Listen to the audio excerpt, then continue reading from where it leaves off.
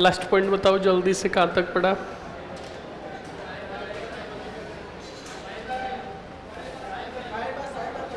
पायबा साहिबा का युद्ध पढ़ लिया था। चलिए, आवाज नहीं।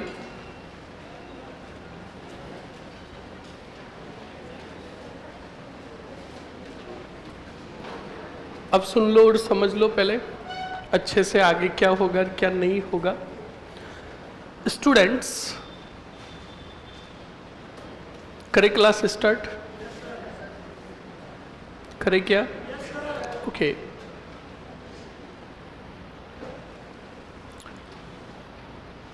कल पाहेबा और साहिबा लास्ट पॉइंट पढ़ा था ना, समझा रहा था मैं युद्धों को। तो स्टूडेंट, मैंने आपको कुछ युद्ध का कारण बताया था, जिसके अंदर एक युद्ध बताया था आपको।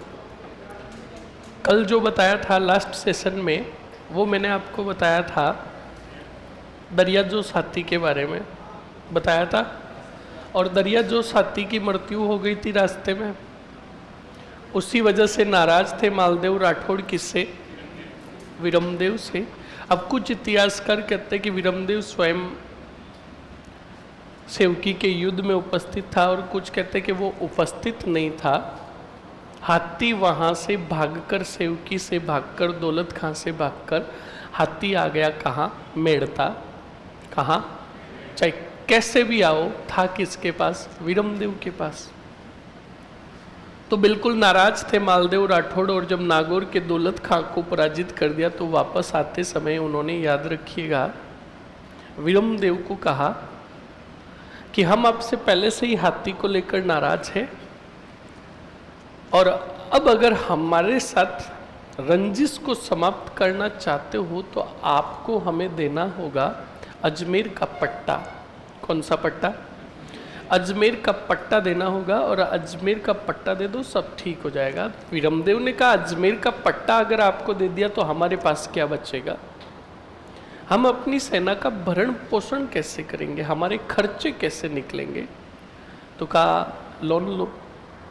क्या लो? लोन लो। मतलब कहा, मुझे तो अजमेर का पट्टा चाहिए। तो ऐसे करके जब वीरमदेव ने मना किया तो दोनों के मध्य भयंकर क्या हुआ? बोलो। युद्ध हुआ, और उसी युद्ध के अंदर हार हुई वीरमदेव की।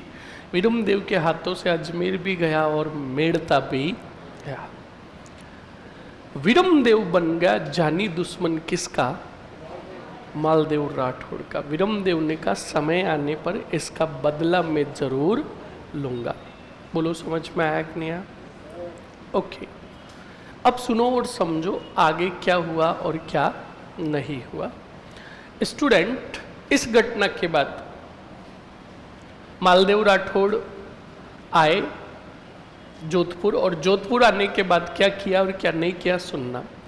जब मालदेव राठौड़ नागौर के दौलत खां के विरुद्ध सेना लेकर गए थे, तब सिवाना के राव डूंगर जी से सैनिक सहायता मांगी। किससे? देखो आगे ही लिखा हुआ है, सिवाना के डूंगर जी को पराजित। तो सिवाना के डूंगर जी से सहायता मांगी, तो डूंगर जी ने सहायता देने से मना कर दिया। कहा, हम पर गर पंचायती नहीं करते। तब मालदेव राठौड़ ने कहा, चिंता मत करो, अपना टाइम आएगा। अब नागौर को जीतकर जब वो जोधपुर आए तो उन्होंने कहा, डूंगर जी तैयार हो जाओ, घर आपका होगा, पर पंचायती तो हम करेंगे। गए सिवाना, और सिवाना के राजा डूंगर जी को पराजित करके सिवाना पर भी क्या कर लिया? अधिकार। उसके बाद सिवाना जो मारवाड़ की शरण स्थली कहलाता, मारवाड़ की शरण स्थली और जालोर की कुंजी कहलाता है। तो मालदेव ने कहा, लगे हाथ जालोर को भी जीत लेता है। तो गए जालोर, और जालोर के सिकंदर खान जो नाम मात्र का था, इसको पराजित करके जालोर पर भी अधिकार कर लिया। बोलो किसने? बोलो। हाँ जी, मालदेव राठौड़ ने अधिकार कर लिया। ओके। उसके बाद सुनिएगा, जब आसपास के सभी शत्रुओं को जीत लिया तो मालदेव राठौड़ फड़ौदी की तरफ बढ़े। फड़ौदी से पोखरण गए। पोखरण को जीत लिया और पोखरण का दुर्ग भी बनवाया। अब पोखरण के आगे तो कौन सा मेर है बताओ? जैसलमेर। और जैसलमेर के राजा थे हर्राज बाटी। कौन थे? अरे बोलो। हरराज भाटी, नहीं सॉरी, लूणकरण भाटी। हरराज भाटी तो रावचंद्र सेन के समय होंगे। अभी थे लूणकरण भाटी। कौन थे? लूणकरण भाटी को पता चल गया था कि अगला नंबर हमारा। तब लूणकरण भाटी ने रचा तो षड्यंत्र था मौत के घाट उतारने का। किसको? मालदेव राठौड़ को। पर पार नहीं पड़ी। राजस्थानी भाषा में बोले तो पार नहीं पड़ी। षड्यंत्र ये रचा था कि मालदेव राठौड़ के साथ समझौता स्थापित करके विवाह हेतु बुलाएंगे, अपनी पुत्री उमा दे का विवाह करेंगे, और जब विवाह करने आएगा कौन सा देव, तब उन्हें मौत के घाट उतार देंगे। ये षड्यंत्र रचा किसने? लूणकरण भाटी ने। पर यह षड्यंत्र उन्हें ही भारी पड़ा। मालदेव जी उमा दे से ब्याह करके लेकर आ गए, पर मार नहीं सके। कौन? लूणकरण भाटी। समझ में आया कि नहीं आया? अब सुनो और समझो। जब विवाह हो गया उमा दे का, उमा दे जब जैसलमेर से रवाना हुई, तब उमा दे ने अपने पिताजी को कहा, पिताजी एक चीज मांगती हूँ, आप दोगे मुझे? तो लूणकरण भाटी ने कहा कि मैं मेरी छोरी के कन्यादान तो नहीं कर पाया, क्योंकि राठौड़ों ने लूणकरण जी को पकड़ लिया, और जब मालदेव जी चौरियों में बैठे थे तो सामने यज्ञ में कौन बैठे थे? लूणकरण जी बैठे ही नहीं थे, उनके भाई बैठे थे, तो कन्यादान भी नहीं कर पाए लूणकरण जी। तो लूणकरण जी ने सोचा कि मैं अपनी पुत्री का कन्यादान भी नहीं कर पाया। तब उमा देखो का, बोल बेटा क्या चाहिए तुझे? फ्रिज चाहिए, कूलर चाहिए, फॉर्च्यूनर चाहिए, 25-50 का प्लॉट जोधपुर की कोई भी कॉलोनी में ले ले, क्या चाहिए तुझे? तो कहा, पिताजी मुझे ना फ्रिज चाहिए ना कूलर चाहिए, मुझे कुछ भी नहीं चाहिए, मुझे चाहिए मली ही मली, भारमली। कौन सी मली? का भारमली मेरी अच्छी सहेली है, मैं इसको अपने साथ लेकर जाना चाहती हूँ। और पहले राजा महाराजाओं के समय विवाह हुआ करता था तो रानी के साथ और भी महिलाएं दासियां आती थी उसकी सेवा करने के लिए। समझ में आया कि नहीं आया? तो कहा, भारमली बचपन से ही मेरे साथ रही है, मेरा अच्छा ध्यान रखती, मेरी बेस्ट फ्रेंड है, मैं इसको साथ में लेकर जाना चाहती हूँ। तो लूणकरण जी का, कोई बात नहीं बेटा, आप ले जाओ, और एक क्या भारमली जैसी 1000 को ले जाओ। अच्छा हुआ एक ही लेकर आए। कौन? उमा दे। समझ में आया कि नहीं आया? इस बात को ध्यान रखिएगा। और मैं तुम्हें 1000 बार कहता हूँ, ये बेस्ट फ्रेंड ही मरवाता है, हर एक फ्रेंड कमी ना होता है। कान खोल के सुन लेना, अपने बेस्ट फ्रेंड से अपनी पर्सनल बातें छुपा के रखें, वरना वो बेस्ट फ्रेंड आपके पत्ते काट देगा।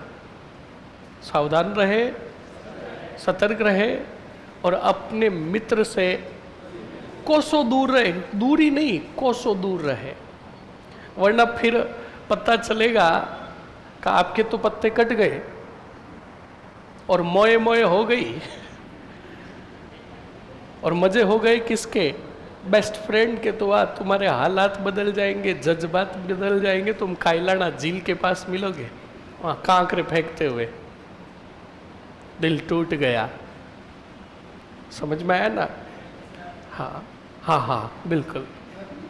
बेटे कह रहा है यस सर। हाँ बोल पलीवल, क्यों अड़ाटा कर रहा है? क्या? क्यों? कौन? तो मुझे देख के तुझे क्या मिलेगा? शर्म कर दुष्टी। तो तू उधर बैठ जा, है? बाहर मिलना मेरे से। दुष्ट आदमी कहीं का, मेरे को बोल रहा थोड़ा इधर आ जाओ ना, फिर वो कैमरे में कैसे कैप्चर होऊंगा मैं? अब बोल, यहाँ मेरे पैरों में आके बैठ जाए यहाँ पे। हाँ दुष्टी कहीं का। पढ़ाई तो कर रहा है तो ऐसे नहीं कि सर तो देख नहीं रहे, मैं आराम से नींद ले लूं। हाँ तो स्टूडेंट उमा दे के साथ आई कौन सी मली? हाँ भारमली। आराम से आराम से। भारमली आई और बिल्कुल मेहरानगढ़ दुर्ग जब मालदेव राठौड़ उमादेव को लेकर आए तो भव्य स्वागत हुआ किसका? मालदेव राठौड़ का, क्योंकि वो भाटियों के घर में जाकर विवाह करके आए थे। तो बिल्कुल उन्हें मारने का षड्यंत्र था, पर शादी करके आए तो भव्य स्वागत किया यहाँ पर मेहरानगढ़ में राठौड़ों ने। और गाना चल रहा था, मेरा सोना सजन घर आया। हाँ, और बहारों फूल बरसाओ, महबूब और महबूबा दोनों आए हैं, अकेले थोड़ी आए। तो भव्य स्वागत हुआ। राठौड़ बड़े मंद मंद मुस्कुरा रहे थे, किसको? मालदेव को देखकर। और मालदेव जी का क्या बात है, आज तो बड़े खुश हो। तो क्या खुश तो होंगे ही, हमारे राव दुश्मन के घर में जाकर शादी करके ब्याह करके आए हैं, और क्या जोड़ी लग रही है, पार्टी चाहिए। तो मालदेव ने कहा, पार्टी की क्या बात करते हो, डारा ही डारा, आज शाम को भंडारा। अब शाम को स्टूडेंट बिल्कुल राव अपने मंत्रियों के साथ बैठ गए। महफिल, हंसी महफिल चल रही थी, नाच गान चल रहा था। उधर उमादे अपने कक्ष में बैठी, उमादे के पास उसकी सहेली दासी कौन बैठी? भारमली बैठी। समय बीतता गया। रात की कितनी बजी? बोलो। 9, 9:30। 1 तो बजेगी नहीं पूरी, 9:30 हुई। कितनी हुई?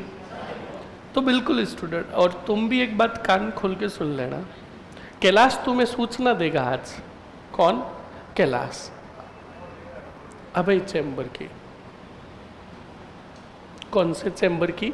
अभय चैम्बर की सूचना देना। सर हर कोई बुरा नहीं होता, मतलब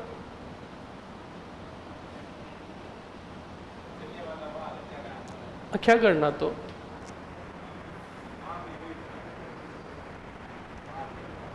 हाँ, तो आज सही घटना घटित हो गई ना जलियांवाला बाग हत्याकांड की। हाँ, वहाँ पे जनरल डायर था और यहाँ पे, हाँ बस एक बात कान खोल के सुन लेना छोरो, स्पष्ट बता रहा हूँ, स्पष्ट।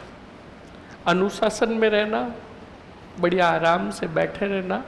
जिस उद्देश्य के लिए आते हो वो उसी उद्देश्य के लिए यहाँ पर आए, और अच्छे से अध्ययन करें और पढ़ाई करें। वरना कान खोल के सुन लेना, बिना अनुशासन के छोरों के लिए मैं कल के ही हूँ। क्या हूँ?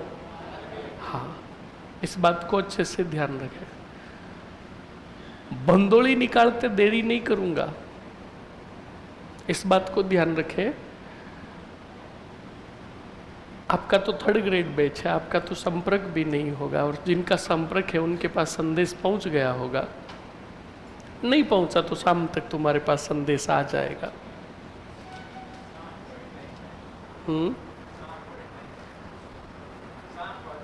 हाँ, वही तो कह रहा हूं ना, शाम तक तुम्हारे पास संदेश आ जाएगा।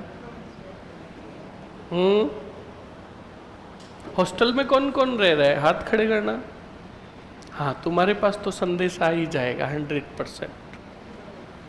इसलिए अभी भी सुन लेना, सावधान रहे, सतर्क रहे, और बच्चे कुछ 3 से 4 दिनों में आराम से आए और पढ़ाई करें, और चुपचाप विधि विधान पूर्वक कोर्स कंप्लीट करके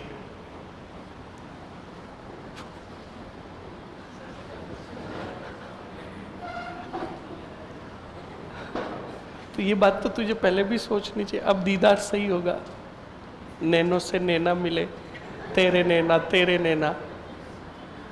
है ना? हाँ। तो सुनो और समझो।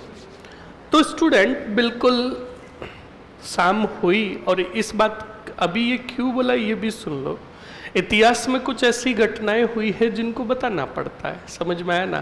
पर कान खोल के सुन लेना, इस घटना के बारे में क्लास में किसी ने भी चर्चा कर ली, और मुझे पता चल गया कि फलान चंद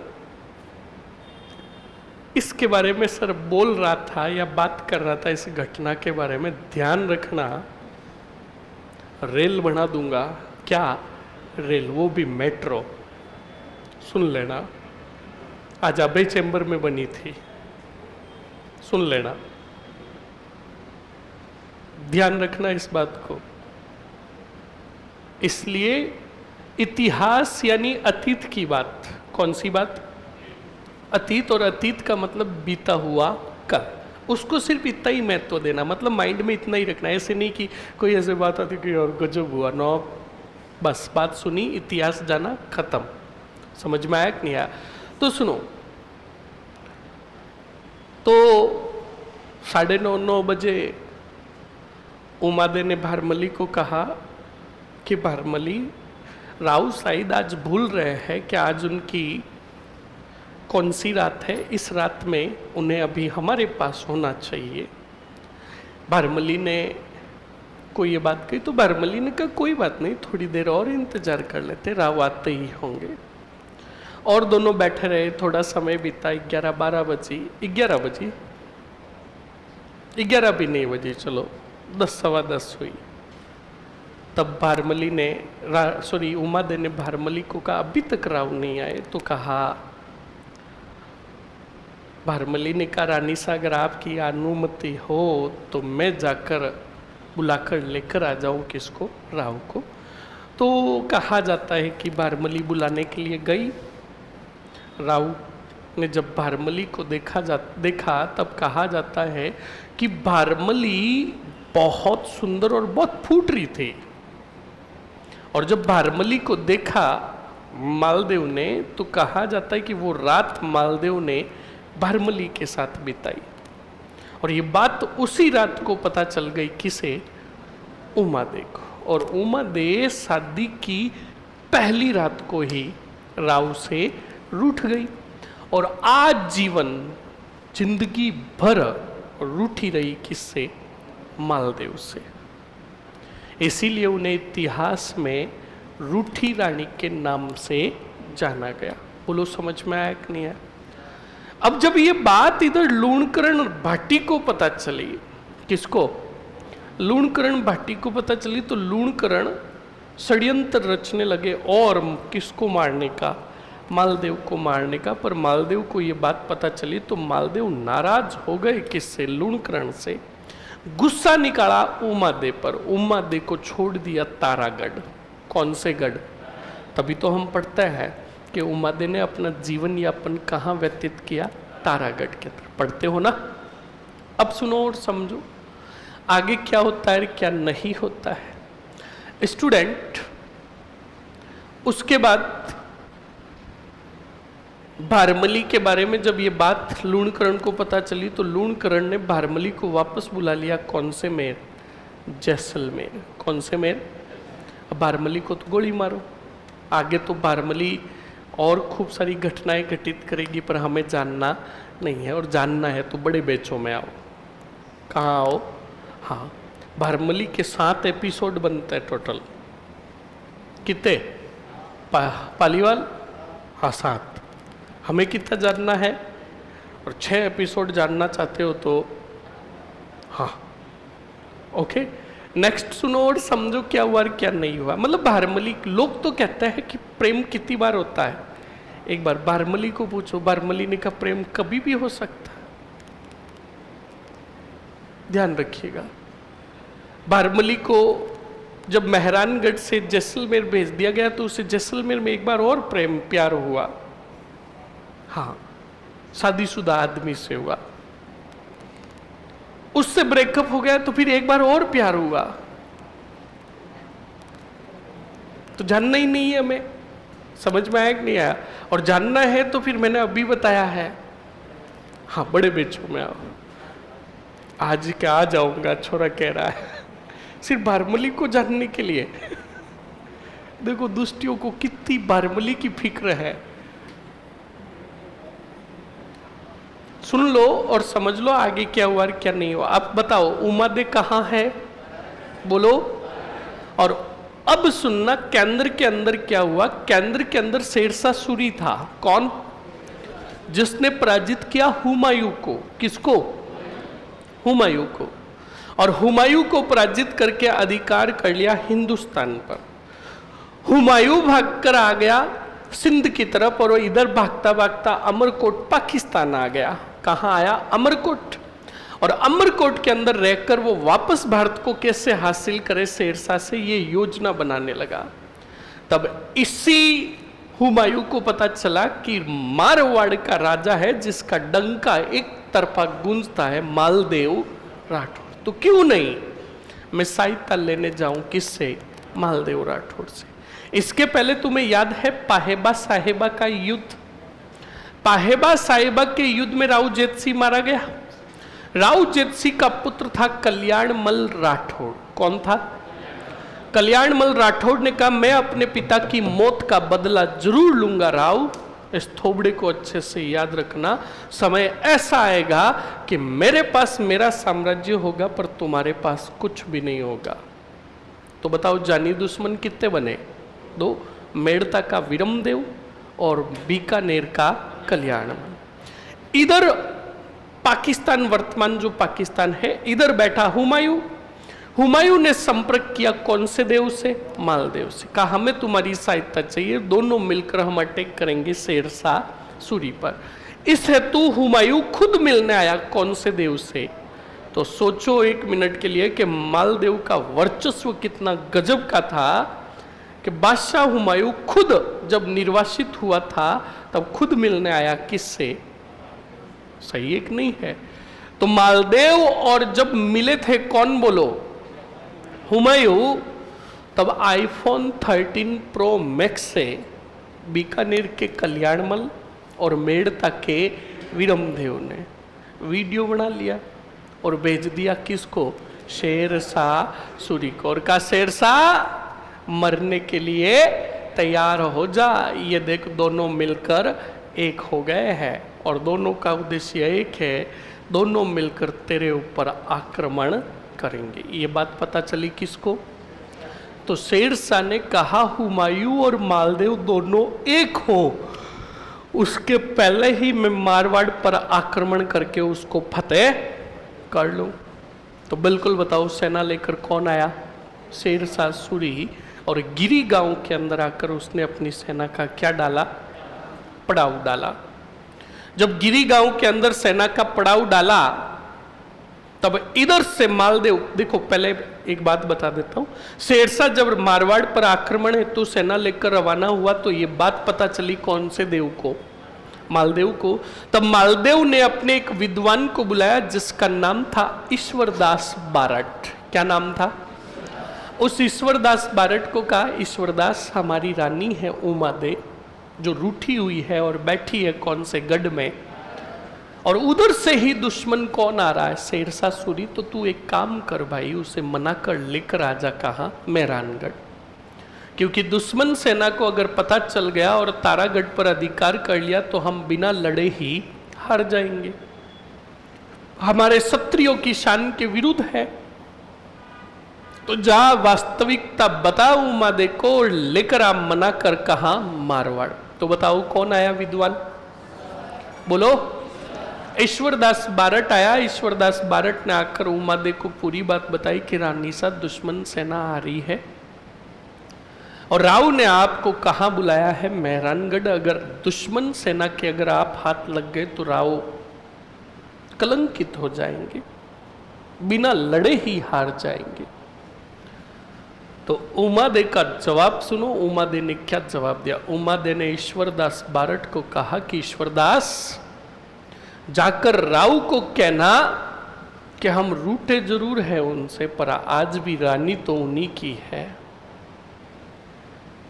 और हम भाटियों की पुत्री है, हमें युद्ध विद्या का भी पूरा ज्ञान है। हम कोई हाड़ी रानी कर्मावती नहीं जो दुश्मन सेना से डर कर जोहर कर लेंगे। क्या कर लेंगे? तारागढ़ दुर्ग में स्थित सेना या हमारे नेतृत्व में दुश्मन सेना से लड़ेगी और दुश्मन सेना से लड़ते हुए हमारी सेना अगर वीर गति को प्राप्त हो जाए और हम दुश्मन को अगर पराजित नहीं कर पाए तो बच्ची कुछ दुश्मन सेना को मौत के घाट उतारने के लिए राव को कहना मेहरानगढ़ से सेना लेकर आ जाए। दुश्मन का पहला सामना हमसे होगा। ये जवाब था किसका? उमा देगा। ईश्वरदास बारट ने कहा धन्य है तू बाटी रानी, बटियाणी रानी, ध्यान रखिएगा।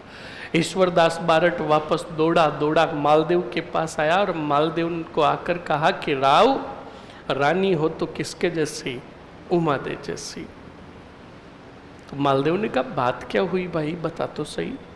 कहा कि रानी ने कहा है कि दुश्मन सेना अगर आ रही है तो दुश्मन सेना से पहला सामना उमादे से होगा, और उमादे क्षत्रियों के साथ लड़ते हुए उनके क्षत्रिय सेना मारी जाए तो कहा है राव आपको कि बची कुची सेना को आप आकर समाप्त कर देना दुश्मनों को। तो राव ने जब ये जवाब सुना तो राव बड़े खुश हुए, पर राव ने मालदेव ने कहा कि हम क्षत्रिय हैं और क्षत्रिय योद्धा के होते हुए रानी दुश्मन से पहले मुकाबला करे ये हमारी शान के विरुद्ध है। रानी मुकाबला करेगी पर वो कौन से गढ़ से करेगी? मेहरानगढ़ से। हम दुश्मन का सामना पहले करेंगे। जाओ और रानी को कहो कि तुम्हें युद्ध का नेतृत्व जो करना है कौन से गढ़ से करना है। अब बताओ, ईश्वरदास बारट वापस आया और बात बताई, बोलो किसको? उमादे को।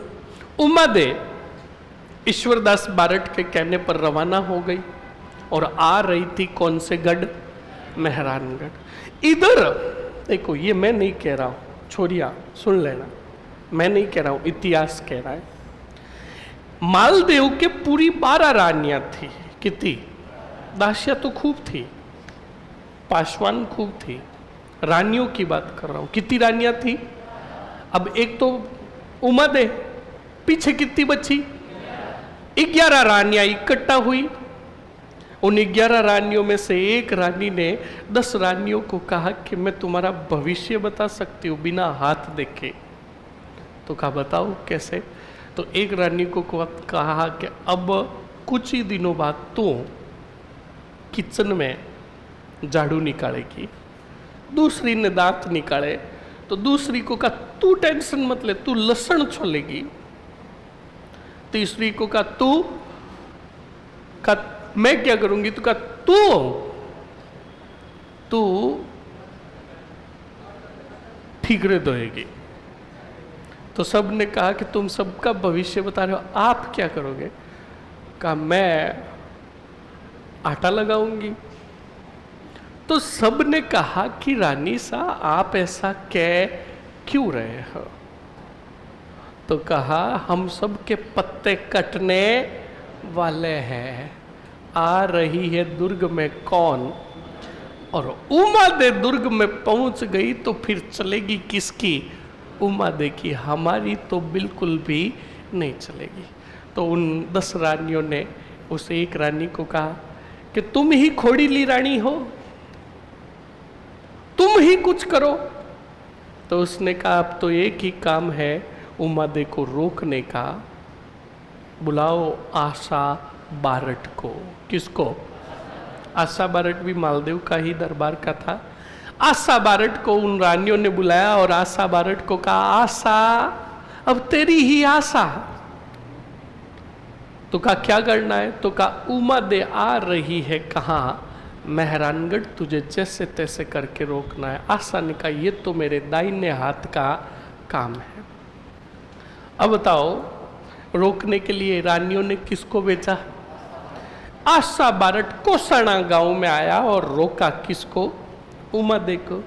और उमादे को कहा आशा बारट ने, कहा रानी सा छोटा मुंह बड़ी बात, कठे जा रिया हो।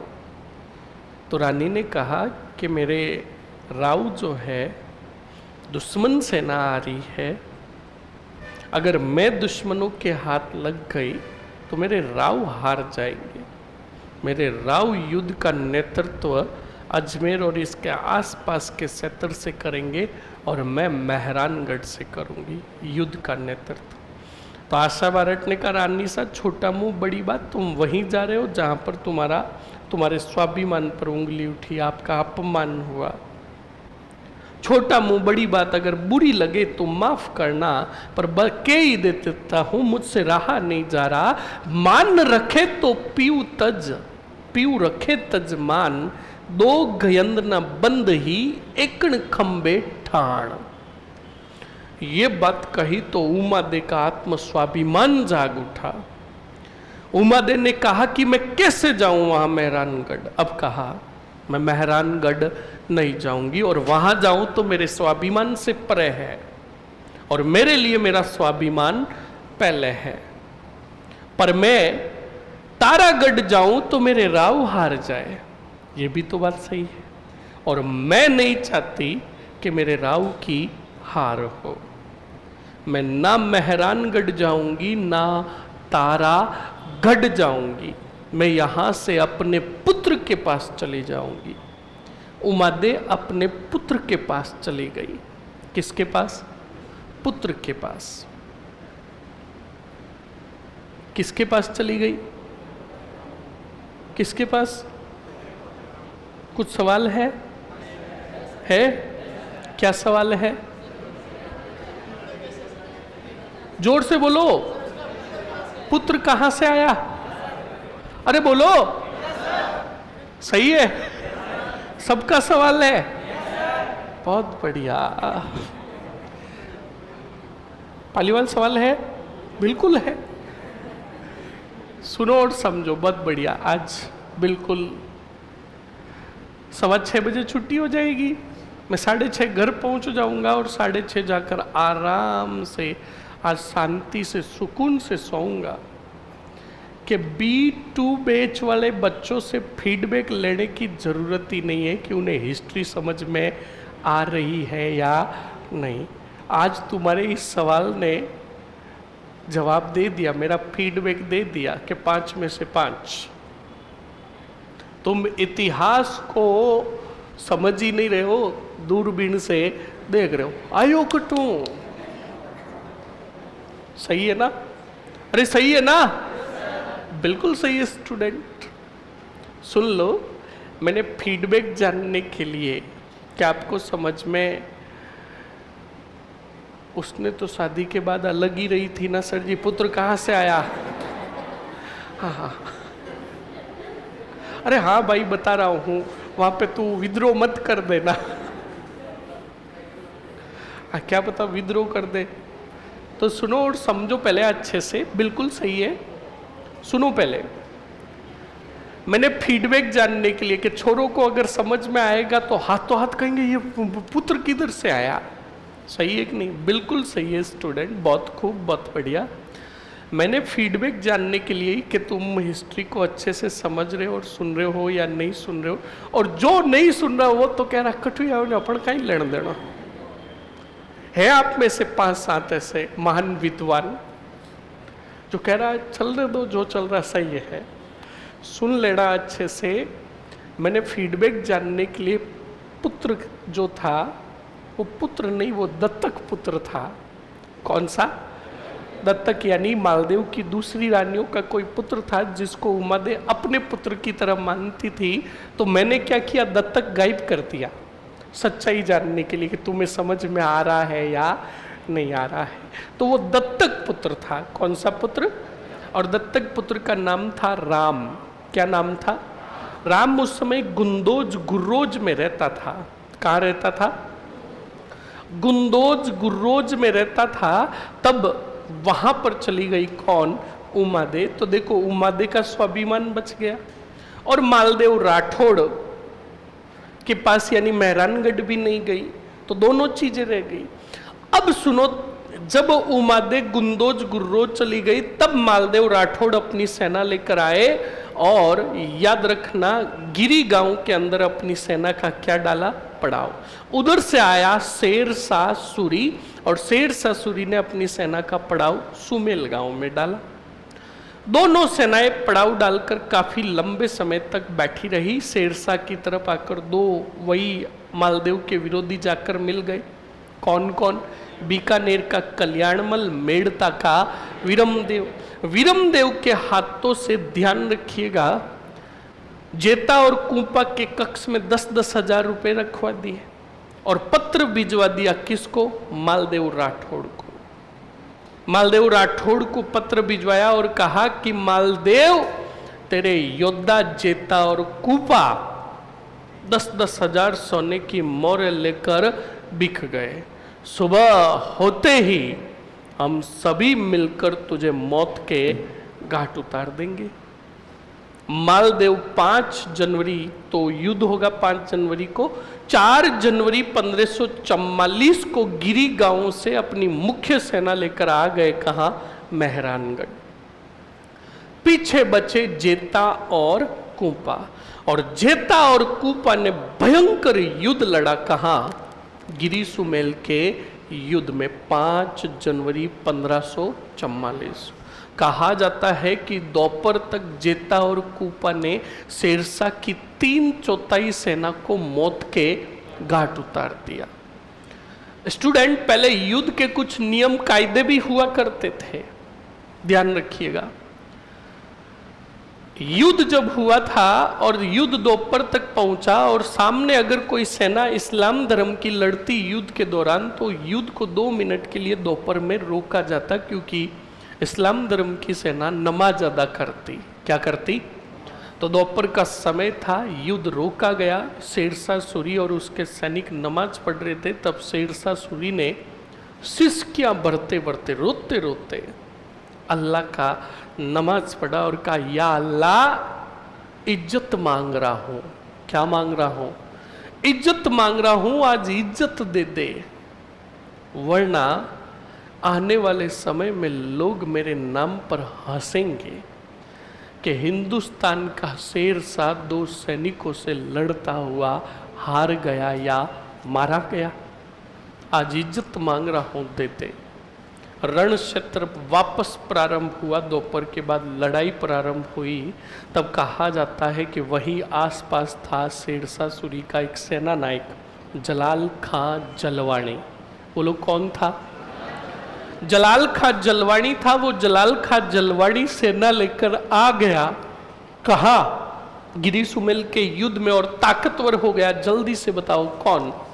शेरशाह। और हमारे दोनों योद्धा शाम होते होते लड़ते हुए वीर गति को शेरशाह बड़ी मुश्किल से जीता। और शेरशाह ने युद्ध जीतकर कहा, मैं मुट्ठी भर बाजरे के लिए हिंदुस्तान की बादशाहत खो देता। धन्य है तू मालदेव राठौड़ कि तेरे पास जेता और कूपा जैसे योद्धा हुए।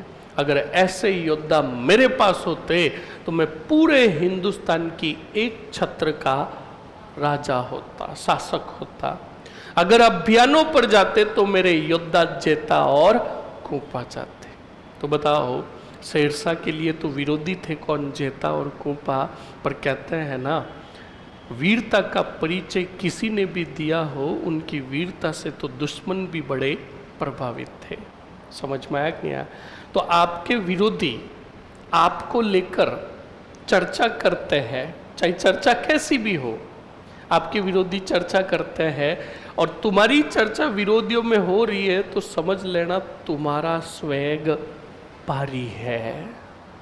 क्या भारी है? हाँ, तुम्हारा स्वैग भारी है। बोलो, समझ में आया कि नहीं आया? इसलिए बढ़िया मंजिल की तरफ बढ़ते रहो और विरोधियों में तुम्हारी चर्चा चलती रहे और विरोधियों को अपना बना लो। कैसे? सफलता हासिल करके। कहते हैं ना, असली विजय तो वही है जो विरोधियों को अपना समर्थक बना ले। आज जो विरोधी है, करने दो उनका विरोध, और जब पता चलेगा कि भाई 3rd ग्रेड में सेलेक्ट हो गया, तो वही विरोधी क्या बजाएगा? तालियां, और अंदर ही अंदर कहेगा, दुष्टी, कैसे सेलेक्ट हो गया? फैक्ट एक नहीं है, वो बात ध्यान रखें। लिखो जल्दी से।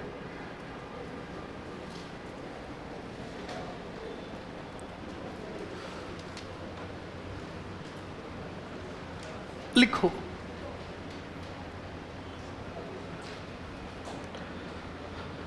हेडिंग डालो। पाइबा साहिबा युद्ध लिख लिया ना? हेडिंग डालो, गिरी सुमेल का युद्ध।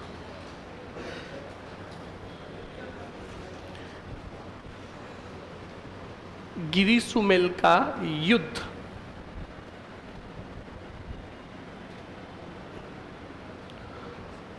गिरी सुमेल का युद्ध।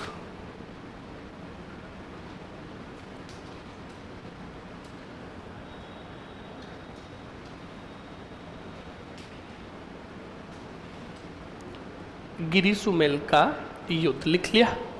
ओके। गिरी सुमेल के युद्ध में लिखो स्टूडेंट, पहले तारीख लिखो 5 जनवरी 1544, मालदेव राठौड़ वर्सेस शेरशाह सूरी।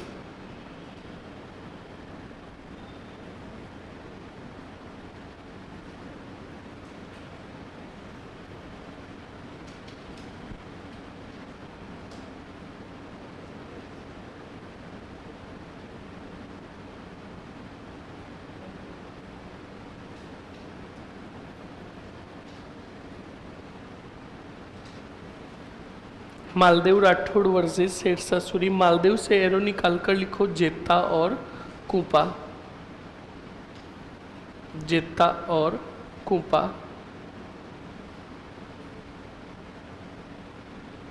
जेता और कूपा।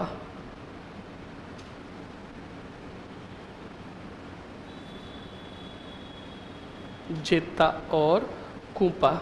लिख लिया? नेक्स्ट आगे लिखो स्टूडेंट,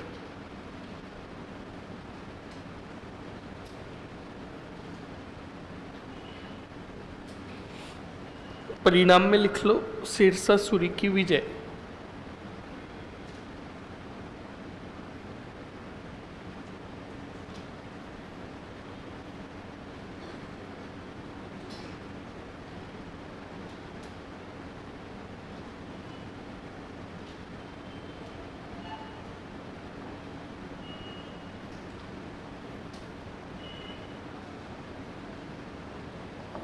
लिख लिया? लिखो महत्वपूर्ण बिंदु, युद्ध के महत्वपूर्ण बिंदु।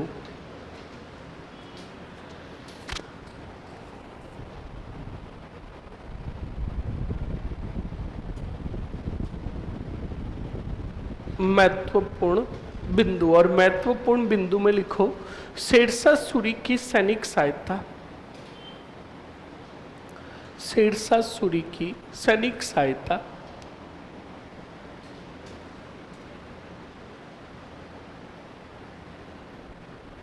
शेरशाह सूरी की सैनिक सहायता किसने की? लिखो निम्न शासकों ने की। निम्न शासकों ने की। नंबर फर्स्ट, नंबर फर्स्ट कौन? नंबर फर्स्ट में लिखो मेड़ता का कौन? विरमदेव। और बीकानेर का कौन? कल्याणमल।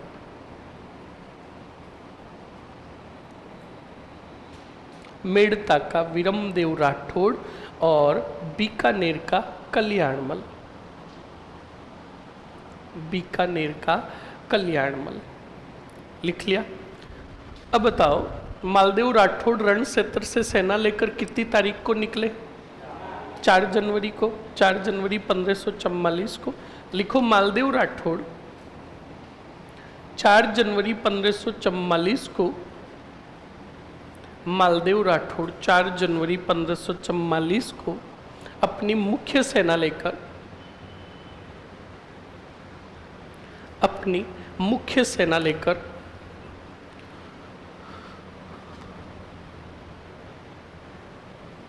मेहरानगढ़ आ गए। कौन से गढ़ आ गए?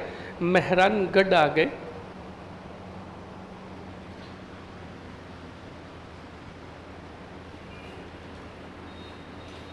मेहरानगढ़ आ गए। आगे लिखो नेक्स्ट, अगले पॉइंट में। अब बताओ स्टूडेंट, पीछे युद्ध किस किस के नेतृत्व में लड़ा? तो लिखो मालदेव के सेनानायक जेता व कूपा। मालदेव के सेनानायक जेता व कूपा। जेता व कूपा। जेता व कूपा।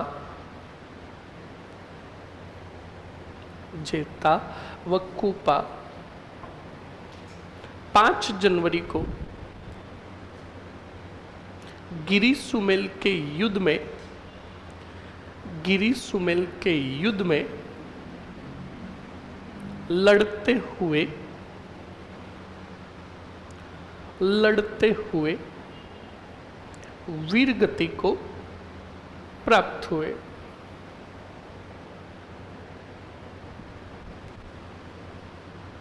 लड़ते हुए वीर गति को प्राप्त हुए। लिख लिया। अब बताओ, शेरशाह सूरी की सैनिक सहायता किसने की थी? जलाल खां जलवाणी ने। तो लिखो, शेरशाह सूरी की सैनिक सहायता, शेरशाह सूरी की सैनिक सहायता जलाल खां जलवाणी ने की। जलाल खां जलवाणी ने की। किसने की? जलाल खां जलवाणी ने की। लिख लिया। नेक्स्ट अगले पॉइंट में लिखो। अगले पॉइंट में लिखो स्टूडेंट, शेरशाह सूरी का कथन।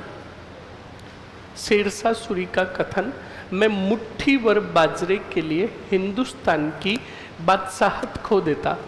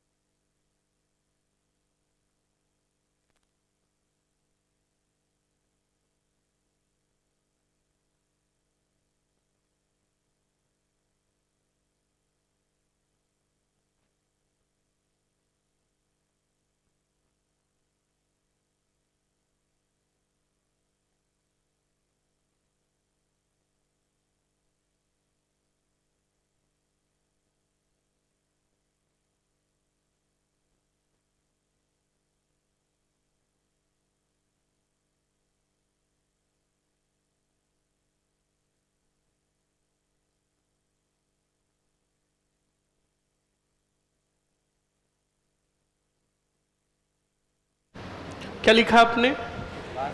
हिंदुस्तान की क्या खो देता? बादशाहत खो देता। अब जल्दी से बताओ स्टूडेंट, इस युद्ध का आंखों देखा वर्णन किसने किया रे? पहली वाल खड़ा हो, बता कौन से ग्रंथ में? बैठो, लिखो इस युद्ध का आंखों देखा वर्णन, इस युद्ध का आंखों देखा वर्णन, क्या होता? इस युद्ध का आंखों देखा वर्णन तारीख ए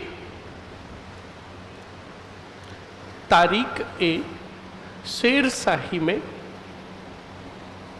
तारीख ए शेरशाही में अहमद खां सरवानी ने किया।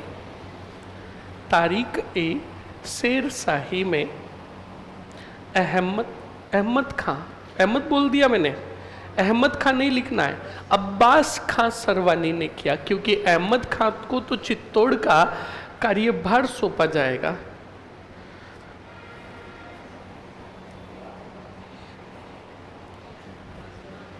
अब्बास खां सरवानी, ये भाई था अहमद खां सरवानी का।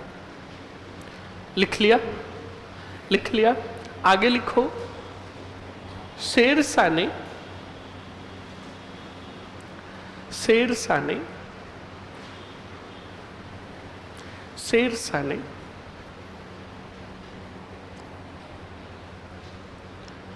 जोधपुर का कार्यभार या मारवाड़ का कार्यभार, जो भी लिखना चाहते हो, मारवाड़ का कार्यभार किसको सौंपा? खवास खां को सौंपा। खवास खां को सौंपा। छोड़िया, टूपा दे दूंगा, ध्यान रखना।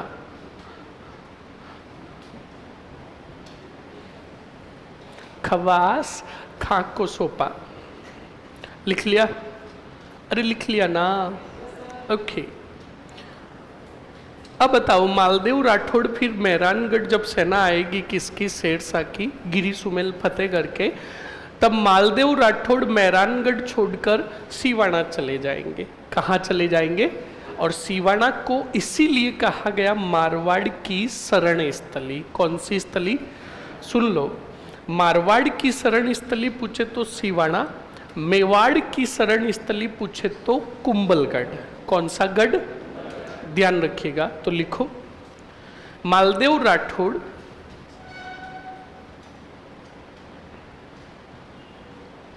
सर आज आपकी 2 क्लासें आ रही है, आप तो 3 क्लासें बता रहे थे। बता रहा था पर क्या करें। लिखो जल्दी से, क्या लिखा आपने? हाँ, मालदेव राठौड़ मेहरानगढ़ से मारवाड़ की शरण स्थली कहे जाने वाले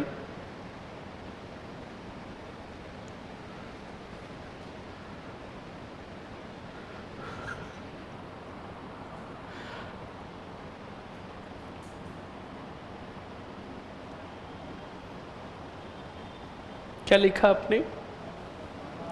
मारवाड़ की शरण स्थली कहे जाने वाले सिवाना दुर्ग चले गए। सिवाना दुर्ग चले गए।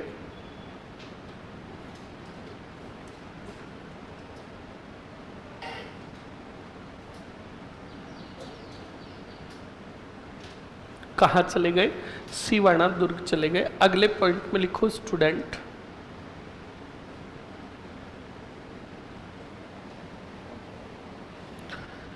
(1545) शेरशाह सूरी की मृत्यु के बाद, 1545 शेरशाह सूरी की मृत्यु के बाद, शेरशाह सूरी की मृत्यु के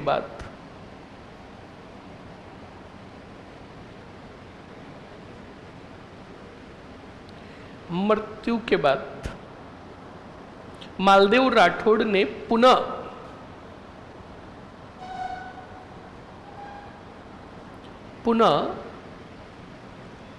मारवाड़ पर अधिकार कर लिया। याद है ना, मैंने शेरशाह सूरी की मृत्यु आपको बताई थी, याद है? उक्का नामक यंत्र से बारूद दाग रहा था, बारूद हाथ में ही फट गया। किसके? शेरशाह के। पहले फटा क्या?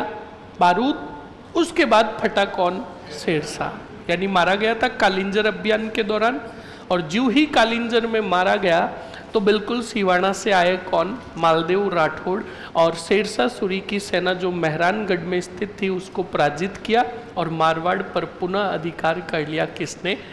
मालदेव राठौड़ ने।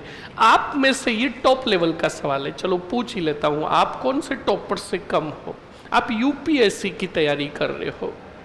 हाँ बताओ, आप में से मुझे कौन बताएगा कि मालदेव राठौड़ ने, ये जो उत्तर देगा मानूंगा कि वास्तव में बंदा तैयारी कर रहा है। कौन बताएगा? मालदेव राठौड़ ने शेरशाह सूरी की सेना को कौन से युद्ध में पराजित करके पुनः मारवाड़ पर अधिकार किया? तुमने गिरी सुमेल पढ़ा, तुमने सब पढ़ा, पर मेरा सवाल यह है कि मालदेव राठौड़ ने शेरशाह सूरी की सेना को कौन से युद्ध में पराजित करके मारवाड़ पर अधिकार किया? एक हाथ खड़ा है, बहुत खूब। और कोई? बहुत बढ़िया। जिसमें है दम वही है बाजीराव सिंघम। बताओ। नो, बैठो। और कोई? एनीबडी? नहीं, वो दिख रहा है। तुमने इंग्लिश में एक शब्द अच्छे से सीख लिया, नो बडी, और एक एनीबडी, है ना? बताएगा कोई? छोटी कहाँ गई? क्यों नहीं पढ़ियोड़ो पहला? कोई बात नहीं। और तो पिछले वाले तो महान विद्वान और विदुषिया है, बड़े महान हो तुम। तुम्हें तो 17 तोपों की सलामी देनी चाहिए, तोप के आगे बिठा के। खड़ा हो पालीवाल, उत्तर दे। शांतिलाल जी किधर गए? उन्होंने कहा मैं बेरू जी के जाके आया हूं। खड़ा हो।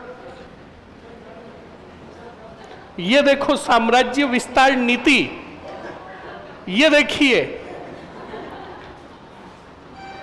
मालदेव राठौड़ अपनी साम्राज्य सीमा का विस्तार करते हुए किधर गायब हो गए मालदेव जी? वापस आएंगे।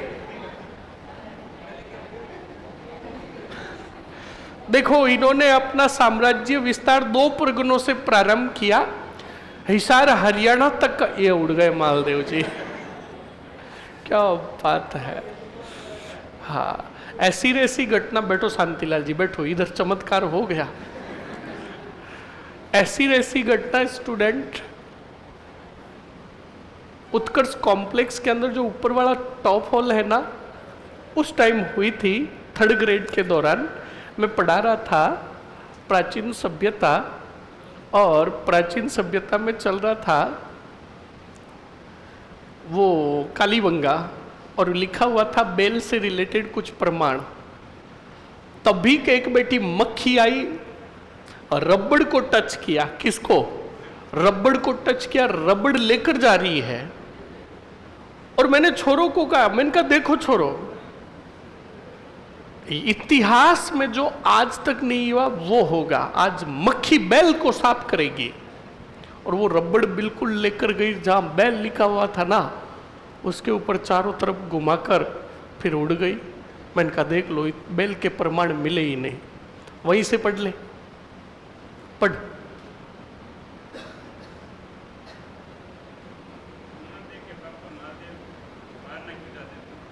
उनकी मर्जी। किसने भेजा ये सवाल? ये सवाल किसने भेजा? दुष्टी कहीं का, कि उमा दे के पापा मालदेव को मारना क्यों चाहते थे? उनकी मर्जी कि टूफा दूंगा। अरे मालदेव अपना रहा था साम्राज्य विस्तार नीति और जीत लिया था आसपास के पूरे क्षेत्र को। तो लूणकरण ने सोचा कि समझाइश के तहत बुलाकर मौत के घाट उतार दे। इतनी हमारे पास ताकत नहीं कि मालदेव से जाकर युद्ध लड़े। समझ में आया ना? पर ये नहीं पता कि ये देवों के देव मालदेव है। षड्यंत्र खुद ने रचा था, पर उस षड्यंत्र में खुद ही फंसकर रह गए। लिखो जल्दी से। हाँ, कोई युद्ध बताएगा उस युद्ध का नाम? कल लेकर आओगे ढूंढकर? कल पक्का? चलो कल उत्तर लेकर आना। मालदेव राठौड़ ने शेरशाह सूरी की सेना को कौन से युद्ध में पराजित करके पुनः मारवाड़ पर अधिकार किया? आगे बढ़ो तब तक लिखो जल्दी से। हेडिंग डाल दो हरमाड़ा का युद्ध। हरमाड़ा का युद्ध। और याद कीजिए, हरमाड़ा का युद्ध तो मैंने तुम्हें अच्छे से पढ़ा रखा है।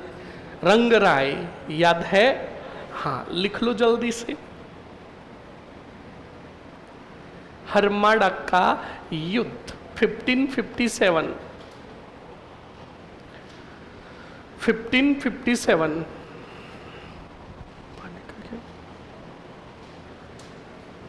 हरमाड़ा का युद्ध 1557 लिख दिया। नेक्स्ट लिखो हाजी खा पठान वर्सेस हाजी खा पठान वर्सेस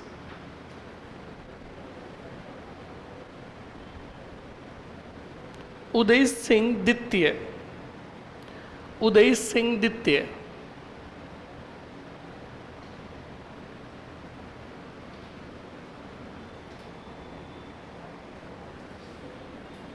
बताओ, हाजी खा पठान का साथ किसने दिया? लिख दो प्लस मालदेव राठौड़।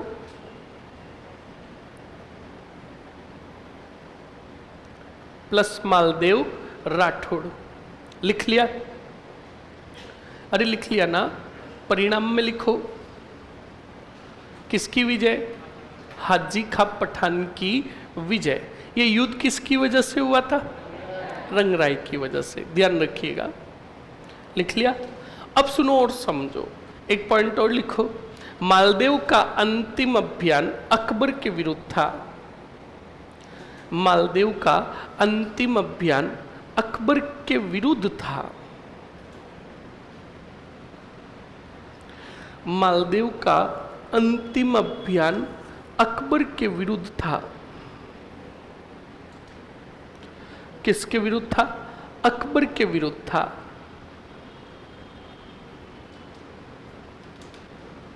लिख लिया? नेक्स्ट लिखो,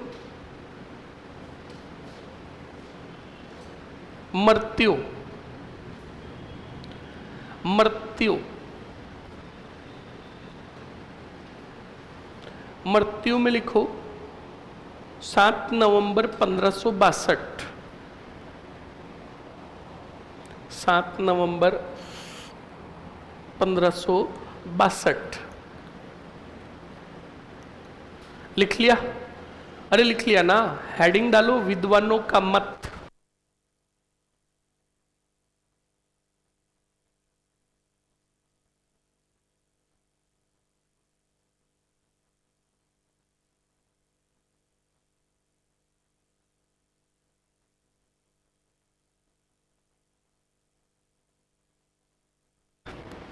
कौन सा मत?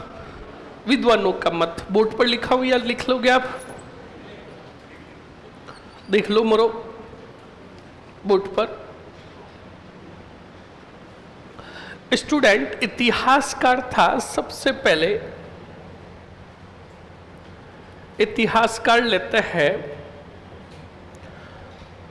फारसी इतिहासकारों ने मालदेव राठौड़ को क्या कहा? तो आप कहोगे फारसी इतिहासकारों ने हशमत वाला शासक कहा। कौन सा? हशमत वाला शासक कहा। इस बात को अच्छे से ध्यान रखोगे। उसके बाद बताओ क्या लिखा मैंने? बदायूनी खां। बदायूनी खान ने मालदेव को सीधा लिखा रहा हूं, आप सीधा याद रखोगे पुरुषार्थी राजकुमार। ऐसे तो पूरा अगर बताऊं तो हिंदुस्तान का पुरुषार्थी राजकुमार कहा। आप सीधा पुरुषार्थी राजकुमार याद रखोगे। इतिहासकार फरिश्ता हिंदुस्तान का सबसे शक्तिशाली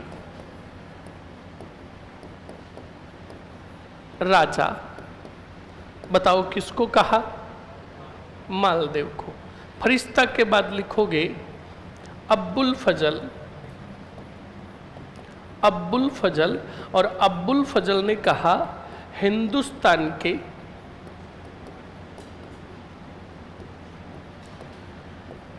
शक्तिशाली राजाओं में से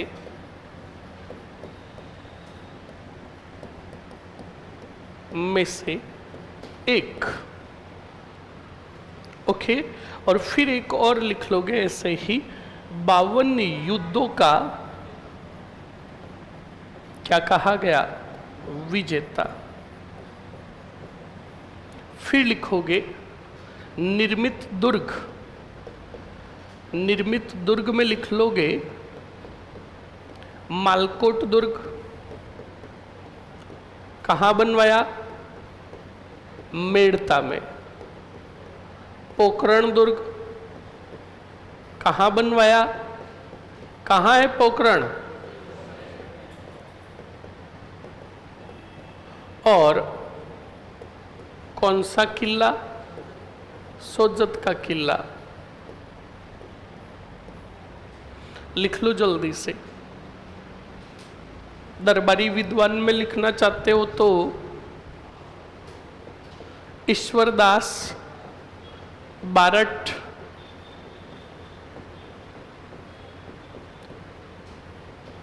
बारहट, और आशा बारट।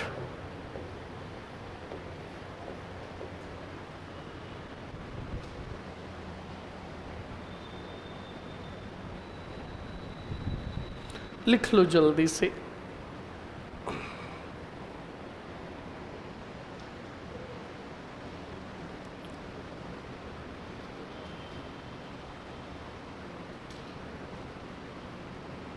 जल्दी से लिखो। अभी स्टूडेंट इस क्लास में चंद्रसेन को भी हमें कंप्लीट करना है और आज राठौड़ वंश एंडिंग की तरफ कर देने पूरे मारवाड़ के राठौड़, ताकि कल हमारा टारगेट रहेगा बीकानेर के राठौड़ और परसों, कल पूरे दिन शायद ही रहेगी, कल आपकी दोपहर 2 से लेकर 8 तक रहेगी। ओके, कल कितनी तारीख है? 14 और 15 को रहेगा आपके आमिर का कच्छावा। पूरा तो नहीं होगा पर टारगेट करेंगे। और फिर तरसों जो रहेगा टारगेट रहेगा कि आपकी लास्ट क्लास। ओके, चाहे लंबी चौड़ी कितनी भी क्लास हो पूरी लेकर परसों आपको 16 को मैंने बोला था, 16 को आपको टारगेट रहेगा कि फ्री कर देंगे। 15 को किसी का महीना पूरा हो रहा है और मकान मालिक ज़्यादा देर कर रहा है तो उसको बोल देना कि मेरे सर को बुलाऊं या फिर एक दिन तू सहन कर लेगा। ओके, कोई प्रॉब्लम करे तो मुझे बता दीजिएगा।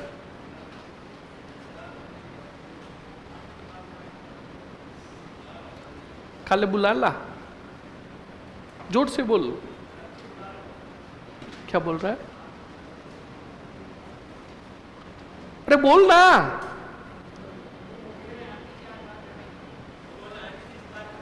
हाँ करवा देना, उन्हीं से करवाना।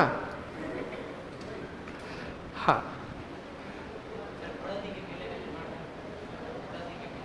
नहीं, इन्होंने नहीं बनवाया, वो अलग है। लिख लिया? अरे लिख लिया क्या? उमादे के बारे में भी 1-2 पॉइंट लिख ले। हाँ लिखो। लुको क्या? जल्दी लिखो कि लुको।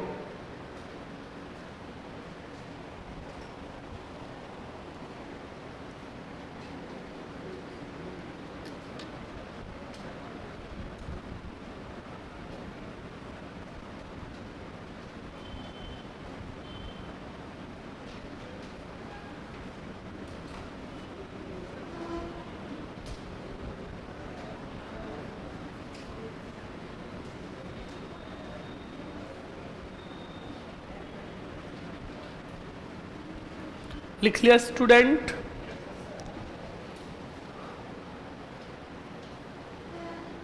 सर हम आपसे बिछड़ना नहीं चाहते। देखो स्टूडेंट्स, कान खोल के सुन ले, सुनो मेरी बात। आप, मैंने क्या कहा, आप सफल हो जाओ बस। क्या हो जाओ? सफल हो जाओ। और सफल होने के बाद जब मुझे पता चलेगा कि हाँ फलान चंद सफल हो गया और उस स्कूल में लगा हुआ है, तो बताओ वो फॉरएवर के लिए मुझे याद रहेगा कि नहीं रहेगा कि हाँ यार मेरा स्टूडेंट्स या मेरा कोई छोटा भाई वहाँ पर लगा हुआ है और वहाँ पर जॉब कर रहा है। फिर कभी कभार मुझे ज़रूरत होगी तो कहूँगा सर कैसे हो, कभी कभार याद कर लिया करो। तो आप कहोगे जी कौन? सही है ना? अरे सही है ना? कुछ कुछ कह रहे, हाँ सही है ना? बिल्कुल स्टूडेंट, आप बस सफल हो जाओ। और मैंने जो बात कही है अभी भी बता देता हूँ, कोर्स कंप्लीट होने के बाद अपने 8 घंटों का समय नियमित रखें। किसके लिए? पढ़ाई के लिए। आज भी मेरी देख रेख में मैं अभी भी बता रहा हूँ 8 से 10 या 20 स्टूडेंट है। कुछ SI के भी है, कुछ RS के भी है, कुछ फर्स्ट ग्रेड के भी है, जिनको मैं देखता हूँ उनका शेड्यूल भी देखता हूँ। जैसे कल मैं यहाँ से आपकी छुट्टी हुई बाहर निकला तो SI का एक स्टूडेंट था जिसका सेशन सुबह मॉर्निंग से 7 से 12 बजे होता है, तो वो 2 घंटे रेस्ट करता है, 2 बजे यहाँ लाइब्रेरी में आ जाता है, 2 बजे बैठता है और 6:30 तक पढ़ाई करता है। तो जब कल बाहर निकला था तो वो मिला था तो बहुत अच्छा लगा। तो आप 24 में से 8 घंटे अपने कल के लिए, आने वाले कल के लिए रिजर्व कर दें। सिर्फ कितने साल का खेल है? 1 साल का। 1 साल तक अगर आपने टू बी कंटिन्यू 8 घंटे पढ़ाई की है तो आगे आने वाली 50 साल की आपकी जिंदगी जो है वो बड़े सुखमय तरीके से निकलेगी। बिल्कुल फैक्ट है। घर में कोई भी निर्णय लिया जाएगा तो आपको पूछा जाएगा कि करना क्या है, और अगर जॉब नहीं ली तुम बकबक करोगे, सुनेगा कोई नहीं। ये बिल्कुल फैक्ट है स्टूडेंट, मैं अभी भी बोल रहा हूं। जो सोच रहा है ना कि सुनते हैं, उसकी कभी भी नहीं सुनते हैं। ये बिल्कुल कान खोल के सुन लेना, स्पष्ट कह रहा हूं। मैंने क्या कहा, ये दुनिया आज सिर्फ तो सिर्फ एक ही चीज देखती है कि आदमी सफल है या नहीं। इस बात को ध्यान रखें। इसलिए 8 घंटे अपने आने वाले कल के लिए रिजर्व रखें। लिखो उमा दे।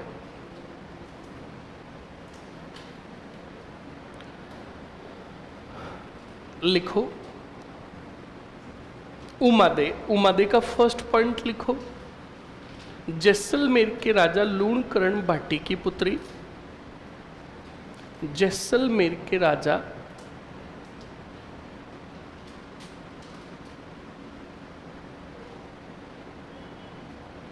जैसलमेर के राजा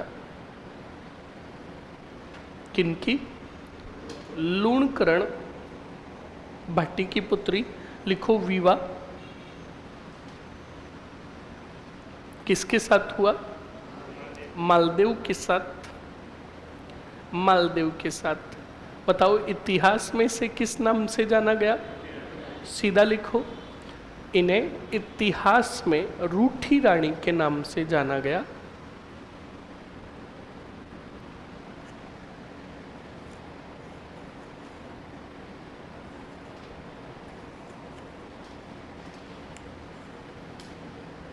इन्हें इतिहास में रूठी रानी के नाम से जाना गया। नेक्स्ट लिखो। बताओ जीवन यापन कौन से दुर्ग में? तो लिखो जीवन यापन तारागढ़ दुर्ग में।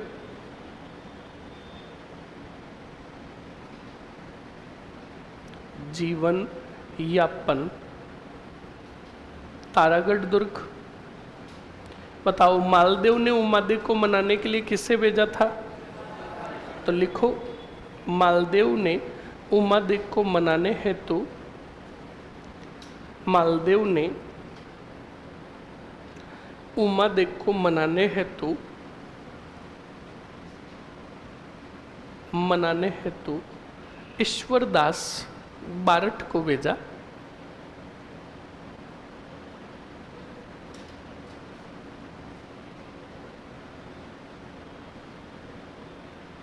ईश्वरदास बारठ को भेजा।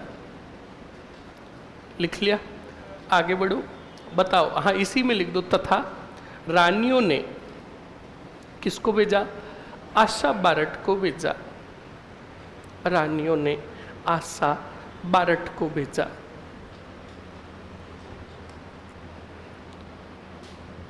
आशा बारठ को भेजा। लिख लिया? नेक्स्ट लिखो। लिखो मालदेव की मृत्यु के बाद, मालदेव की मृत्यु के बाद, मालदेव की मृत्यु के बाद उमादेव मालदेव की पगड़ी के साथ, उमादेव मालदेव की पगड़ी के साथ, बताओ क्या हुई? सती हुई। मालदेव की पगड़ी के साथ। लिख लो, जगह भी लिख लो साथ। केलवा में, केलवा, केलवा में सती हुई। लिख लिया? उमादेव को इतिहास में, उमादेव को इतिहास में महासती के नाम से जाना गया। उमादेव को इतिहास में महासती के नाम से जाना गया। कौन सी सती? महासती। लिख लिया। नेक्स्ट आगे बढ़ो और अगले पॉइंट में लिखो, मालदेव राठौड़ ने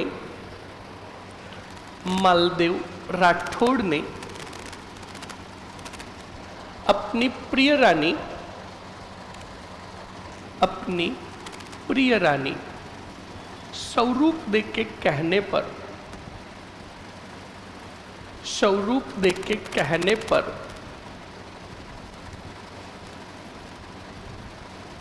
राव चंद्रसेन को क्या घोषित किया? उत्तराधिकारी घोषित किया। राव चंद्रसेन को उत्तराधिकारी घोषित किया। लिख लिया? अरे लिख लिया ना, हेडिंग डालो राव चंद्रसेन। राव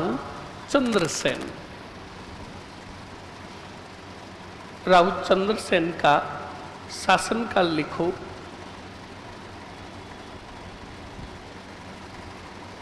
पिछले वाले का खत्म कब हुआ? 1562। लिखो 1562 से 81। लिख लिया? पहला ही पॉइंट लिखो, राज्य अभिषेक।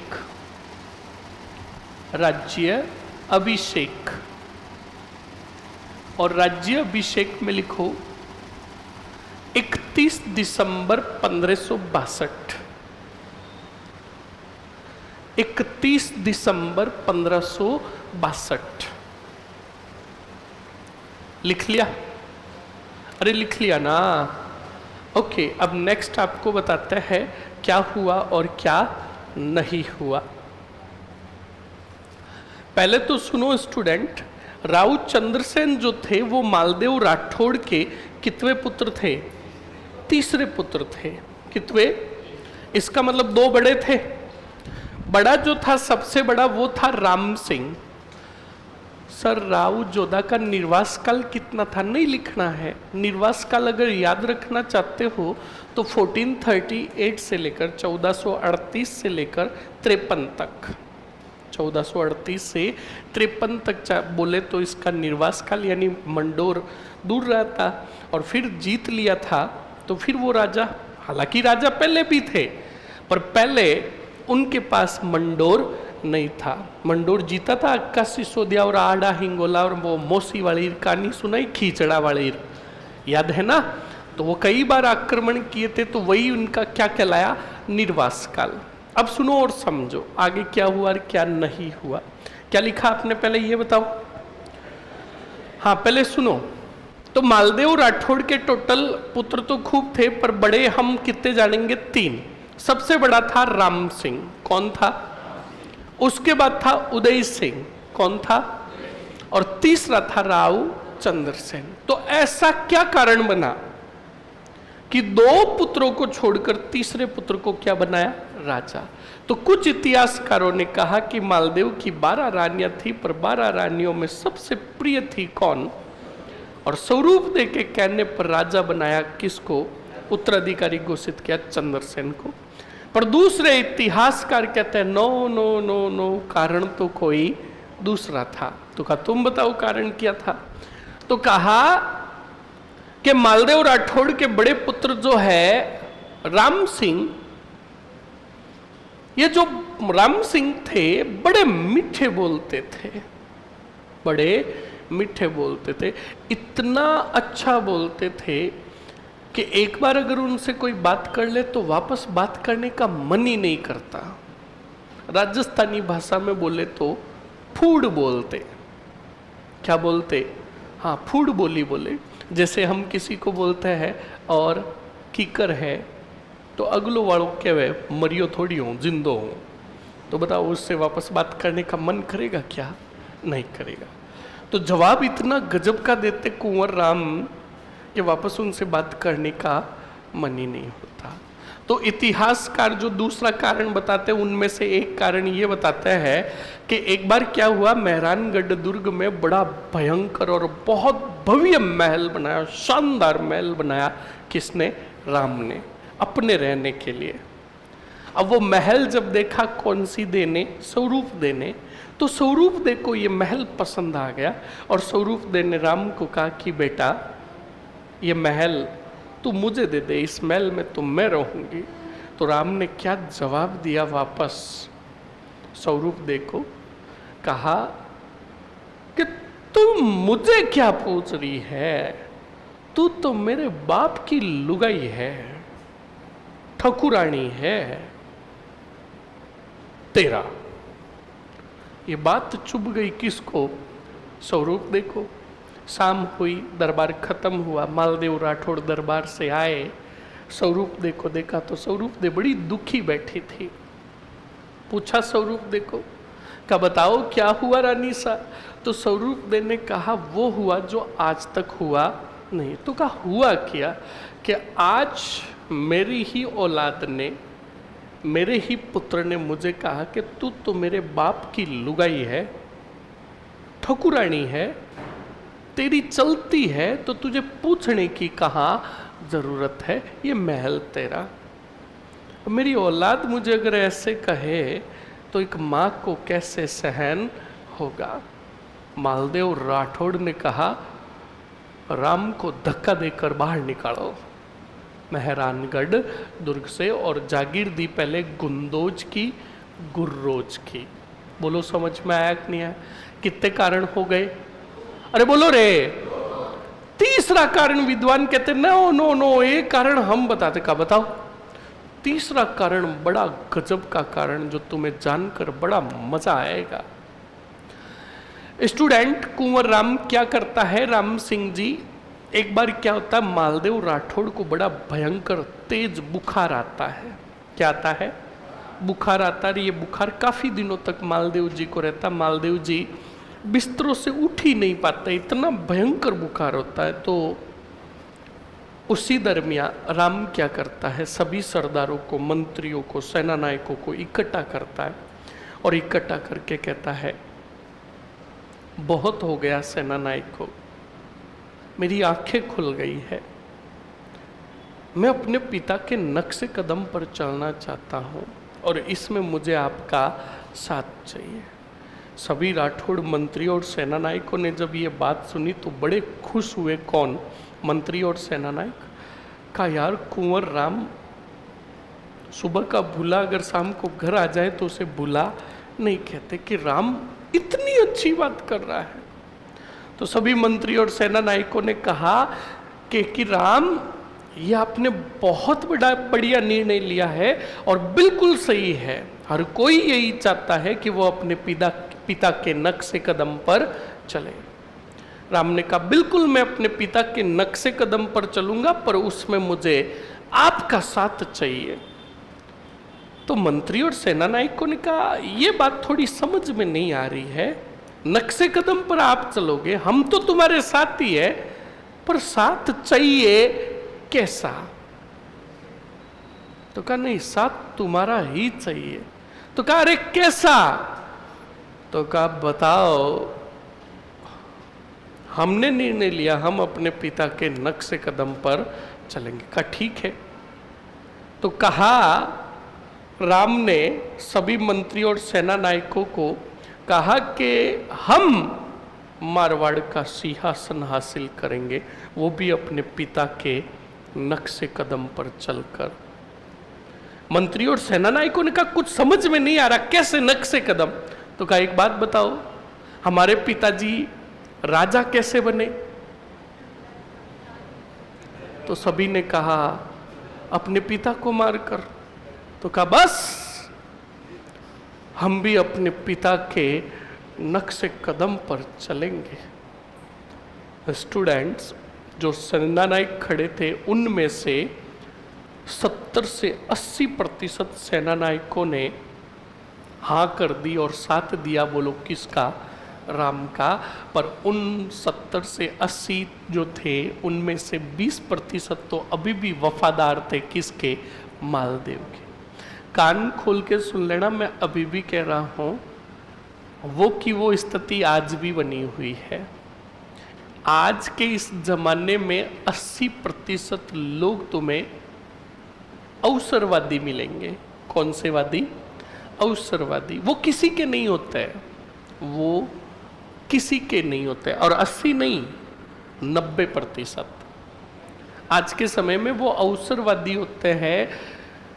वो कहेंगे मैं तेरे साथ हूं, पर ध्यान रखना स्टूडेंट, आपसे बेटर मिलते ही आपको कहेंगे टाटा बाय बाय। ये घटना ये सिखाती है। तो सुनो, 80% ने कुंवर राम का साथ दिया, पर 20% अभी भी वफादार थे। उन 20% वफादारों ने इशारों में बातें कर ली, और बातें कर कर एक सेनानायक ने कहा कि कुंवर राम हम तो तुम्हारे साथ है, पर ध्यान रखना वो तुम्हारे पिता मालदेव है, उनका पूर्णतः दमन करना चाहते हो तो और सेना चाहिए। तुम मंडोर जाओ और मंडोर से क्या लेकर आओ?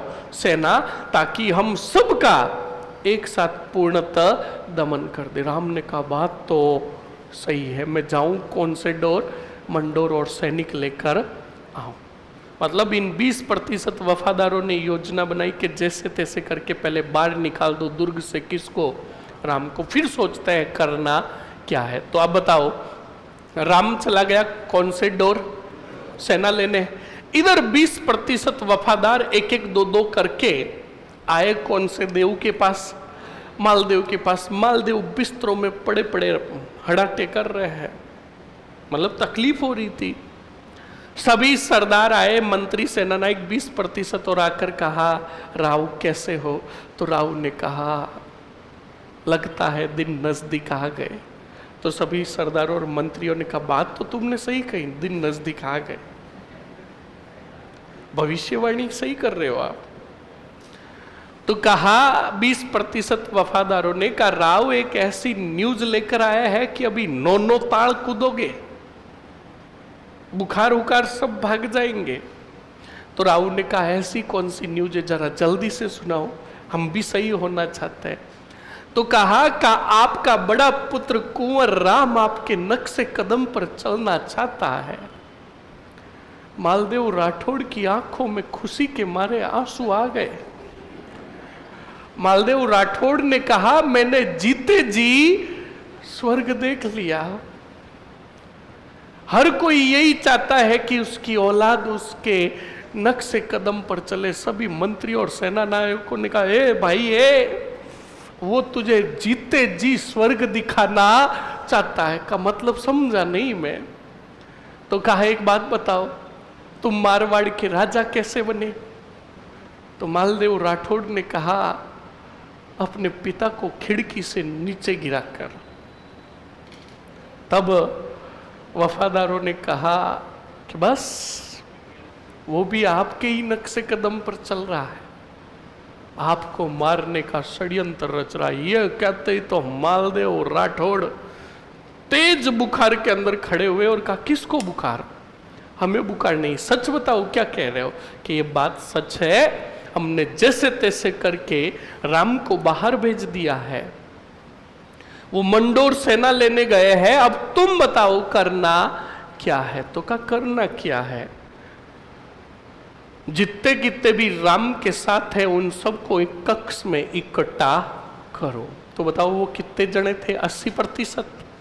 तो उन 20% वफादारों ने 80% सैनिक जो राम का साथ दे रहे थे उनको कहा कि राव ने आपको एक कक्ष में, राव ने नहीं सॉरी का कुंवर राम ने संदेश भेजा है, जो एक कक्ष में चलो जहां पर हम आपको गोपनीय रूप से एक साथ सब बताते हैं। तो बताओ वो 80% सबको एक कक्ष में लेकर आ गए और वहीं पर तेज बुखार के अंदर अपनी तलवार लेकर आए कौन? मालदेव राठौड़। सबके हालात बदल गए, जज्बात बदल गए। कक्ष के दरवाजे बंद कर दिए।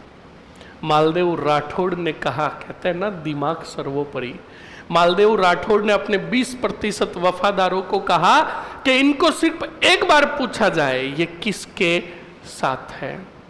अगर थोड़ी भी कोई आनाकानी करे, बाहर खड़ी हमारी सेना को अंदर बुलाओ, इन सब का कत्ले आम करवा दो।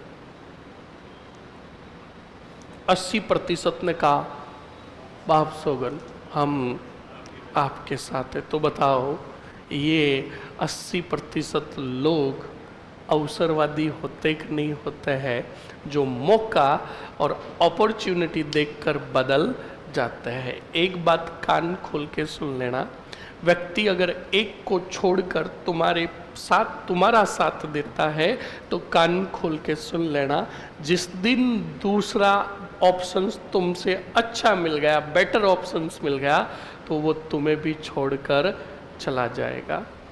इस बात को कान खोल के सुन लेना, ये कटु सत्य है, ये घटना यही बताती है। देख लो वो 80 से 90% किसी के नहीं है। पहले राम को कहा बाप सौगन हम आपके साथ है, अब मालदेव को कह रहे हैं हम आपके साथ है। समझ में आया कि नहीं आया? पर देखो वफादार कितने हैं, 10%, पर वफादारों की, बिलीवेबल व्यक्तियों की संख्या बहुत कम है, और 90% गद्दारों की वजह से वो 10% भी बेचारे बदनाम है। समझ में आया कि नहीं आया? तो सुनो, इस प्रकार मालदेव राठौड़ के समक्ष अपने पुत्र राम का बांडा फूटा, और मालदेव राठौड़ ने मेहरानगढ़ दुर्ग के बाहर संदेश भेजा पहरेदारों को कि कुंवर राम को भीतर प्रवेश नहीं देना है। उधर कुंवर राम मंडोर से सेना लेकर कहाँ आया? मेहरानगढ़। मेहरानगढ़ आया तो पहरेदारों ने रोक दिया और कहा ए भाई ए रुक जा, तेरे नक्शे कदम पता चल गए कि कौन से नक्शे कदम पर चल रहा है, बांडा फूट गया तेरा। तब राम ने कहा चाहे कुछ भी हो जाए मैं एक बार अंदर जाऊंगा और अपने पिता से मिलूंगा। पहरेदारों ने संदेश भेजा कि राम जिद कर रहा है कि मैं अपने पिता से मिलूंगा। मालदेव ने कहा नो नो नो नो, वो अंदर आया तो 80% वापस उसके साथ हो जाएंगे। राम को कहो कि अभी भी तेरे पिता को तेरे ऊपर तरस आ रहा है, जा तुझे गुंदोज की गुर्रोज की जागीर दी। तो बताओ कितने कारण हो गए? 3। किसको राजा नहीं बनाने के? राम सिंह के। अब बचे दूसरे नंबर उदय सिंह। कौन से सिंह? उदय सिंह बड़े स्लिम और फिट थे, स्लिम और फिट थे, ज्यादा नहीं, क्षेत्रफल थोड़ा ज्यादा घेरते थे, बड़े मोटे थे। और अकबर के नागौर दरबार में जब गए उदय सिंह जी, और उदय सिंह बहुत मोटे थे, तो उदय सिंह को देखा तो अकबर ने कहा मोटा राजा, इतना मोटा राजा। तब से ही उसकी उपाधि पड़ गई मोटा राजा। तो मालदेव ने कहा यह मोटा राजा है, इसके नाप का तो सिंहासन भी नहीं है। क्या नहीं है? तो एक काम करते हैं, हमारे मोटा राजा को फड़ोदी की जागीर दे देते हैं। कौन सी लोधी? और इधर सिर खा रही थी मालदेव का, कौन सी दे? स्वरूप दे। स्वरूप दे कह रही थी कि आपका मोटा पुत्र तो राम बड़ा मीठा बोलता है। और दूसरा तो क्या कहे अब, लक्कड़ तो मेरे पुत्र में, चंद्रसेन में तो आप राजा बनाओ किसको? तो बताओ मालदेव ने उत्तराधिकारी घोषित किया किसको? पर तुम बताओ जब चंद्रसेन का राज्य अभिषेक होगा तो क्या राम चुप बैठेगा? क्या मोटा राजा उदय सिंह चुप बैठेगा? नो। तो सबसे पहले मालदेव की मृत्यु हुई तो राम सिंह ने विद्रोह कर दिया, सोजत के आसपास के क्षेत्र को लूटने लगे, अधिकार करने लगे। ये बात पता चली रावचंद्र सेन को, तो रावचंद्र सेन ने अपनी सेना भेजी और उधर से राम सिंह की सेना आई और नाडोल में भयंकर क्या हुआ? युद्ध हुआ। उस युद्ध में हार हुई किसकी? राम सिंह की। राम सिंह वहां से हार कर आ गया अपने भाई मोटा राजा उदय सिंह के पास। लोधी ही लोधी। कौन सी लोधी? फड़ोदी आ गया और फड़ोदी के अंदर मिलकर अपने भाई राम मोटा राजा उदय सिंह के साथ क्या बनाई? योजना। और यहां पर बुलाया एक और भाई को, राईमल को। किसको? तो बताओ कितने भाई एक हो रहे हैं, और उधर कितना, एक। तो इधर मोटा राजा उदय सिंह, राम सिंह और रायमल तीनों इकट्ठा हुए और सेना लेकर रवाना हुए। तब राम सिंह ने मोटा राजा उदय सिंह को कहा, एक काम करो, आप मत चलो, आप सिर्फ क्या भेज दो, सेना भेज दो। तो मोटा राजा उदय सिंह ने कहा, क्यों? कहा, देखो आप चलोगे, कहीं युद्ध में ऊंच नीच हो गई, कहीं गाइल आइल हो गए, तो आधी सेना तो तुम्हें उठाने में लगेगी, फिर क्या युद्ध लड़ेंगे। मोटा राजा उदय सिंह ने कहा, और 1 मिनट के लिए सोचो, मैं अगर दुश्मन सेना पर गिर गया तो? राम सिंह ने कहा, हम सही कह रहे हैं, मत चलो। का नहीं, हाँ लो। अब आए, बताओ कौन, बोलो। उधर से तीनों आए, इधर से रावचंद्र सेन गए लोहावट, नाम सुना ना? इस लोहावट के पास धुआंधार और खतरनाक क्या हुआ, क्या हुआ? एक रावचंद्र सेन का सैनिक था, उसने देखा हाथी। क्या देखा? हाथी देखा। तो हाथी के ऊपर देखा, जूते पड़ेंगे, हाथी के ऊपर देखा तो कहा, यार इतना मोटा कौन बैठा है? तो उस सैनिक ने कहा, कोई बात नहीं, कोई बैठा हुआ हो, क्षेत्रफल बड़ा गजब का घेरा है, तीर चलाएंगे कहीं ना कहीं तो जाकर लगेगा ही लगेगा। अब पतला आदमी हो तो ऐसे आड़ा टेढ़ा होकर तीर बचा भी ले, अब उदय सिंह जी आड़े टेढ़े कैसे होवे? तो वो तीर छोड़ी स्टूडेंट, वो तीर जाकर लगी किसको? और उदय सिंह के तीर लगते ही तो उदय सिंह जी हाथी से धमेड़ नीचे। अब उदय सिंह के तीर लगी तो राम सिंह ने कहा, वाह, लड़ लिया।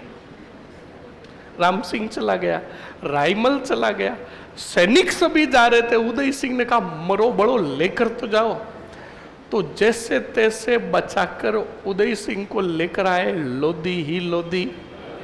अब सुनो, लोहावट जीत लिया, बताओ किसने, बोलो।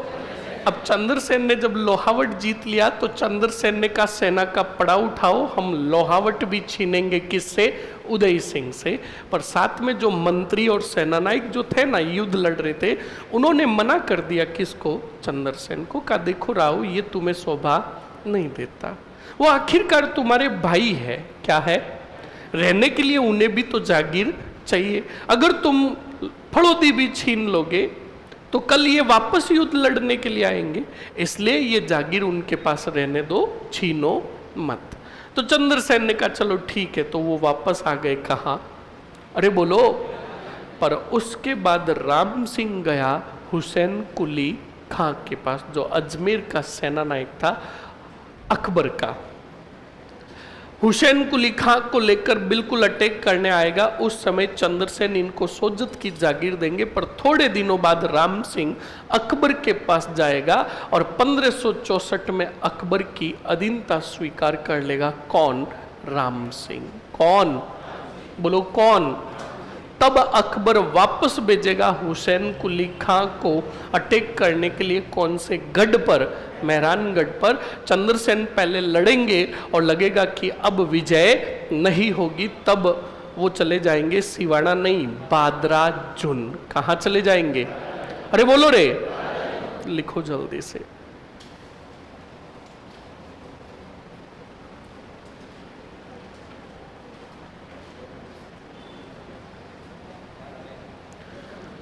लिखो जल्दी से स्टूडेंट, आवाज नहीं। रावचंद्र सेन का राज्याभिषेक लिख लिया? नेक्स्ट आगे बढ़ो और लिखो।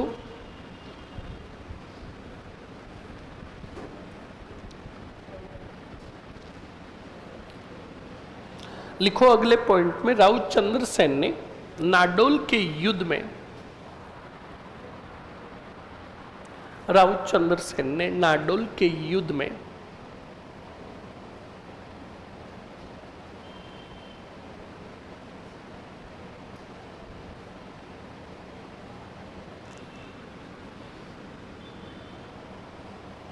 क्या लिखा आपने? रावचंद्र सेन ने नाडोल के युद्ध में राम सिंह की सेना को पराजित किया। राम सिंह को पराजित किया।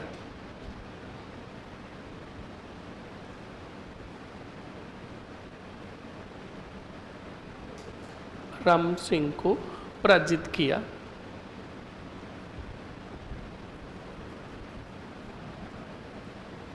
लिख लिया। नेक्स्ट आगे लिखो, अगले पॉइंट में लिखो, सीधा हेडिंग डाल दो, लोहावट का युद्ध।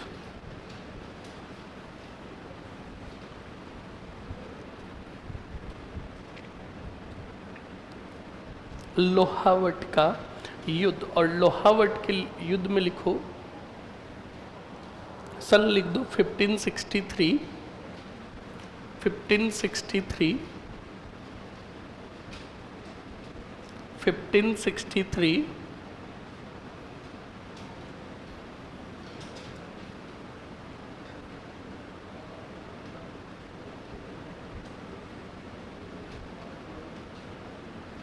लिख लो।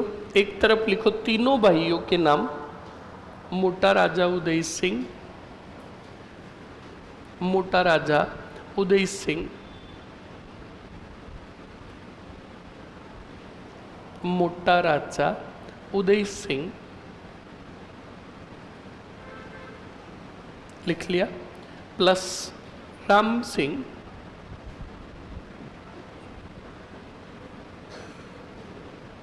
राम सिंह, राम सिंह और राइमल।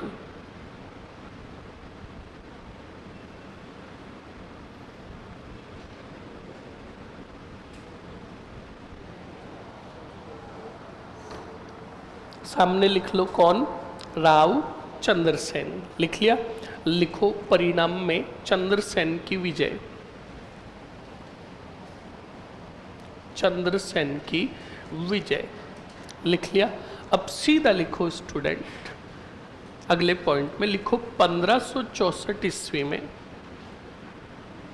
1564 ईस्वी में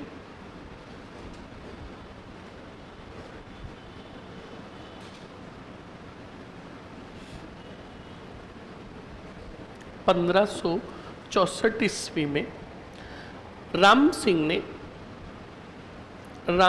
ने मुगलों की अधीनता स्वीकार की, मुगलों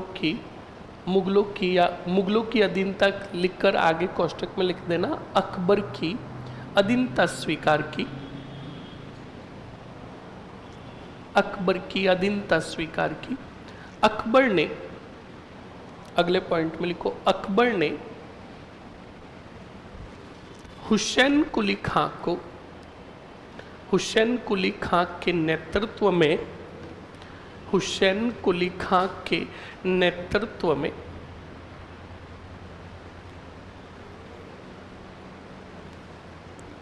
हुसैन कुली खां के नेतृत्व में क्या भेजी, सेना भेजी।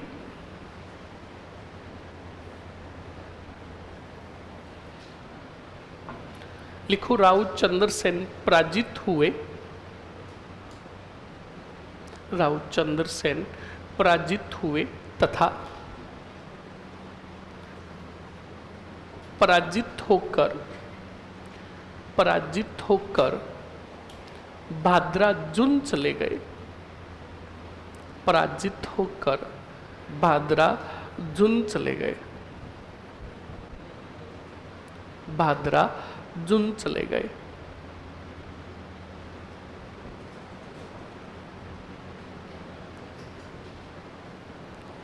भादरा जुन चले गए। लिख लिया? अरे लिख लिया ना। नेक्स्ट आगे बढ़ो स्टूडेंट, पॉइंट लिखो 1564-65 में, 1564-65 में अकबर का मारवाड़ पर अधिकार हो गया।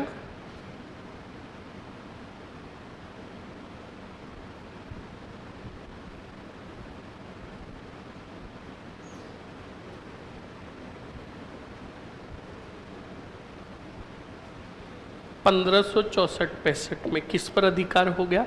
मारवाड़ पर अधिकार हो गया। अब सुन लो और समझ लो स्टूडेंट, अब भादरा जुन ही रहेंगे काफी समय तक कौन? चंद्रसेन, क्योंकि 1564 के बाद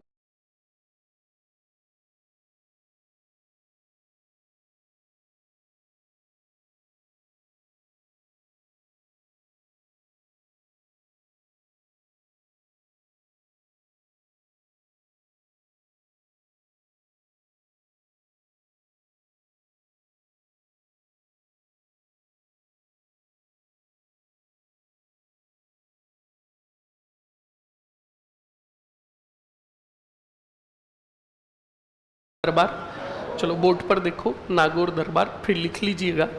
नागौर दरबार क्यों लगाया? सबसे पहले तो याद रखोगे, राजस्थान की अधिकांश रियासतों में पड़ा हुआ था अकाल। क्या पड़ा हुआ था? अकाल पड़ा हुआ था।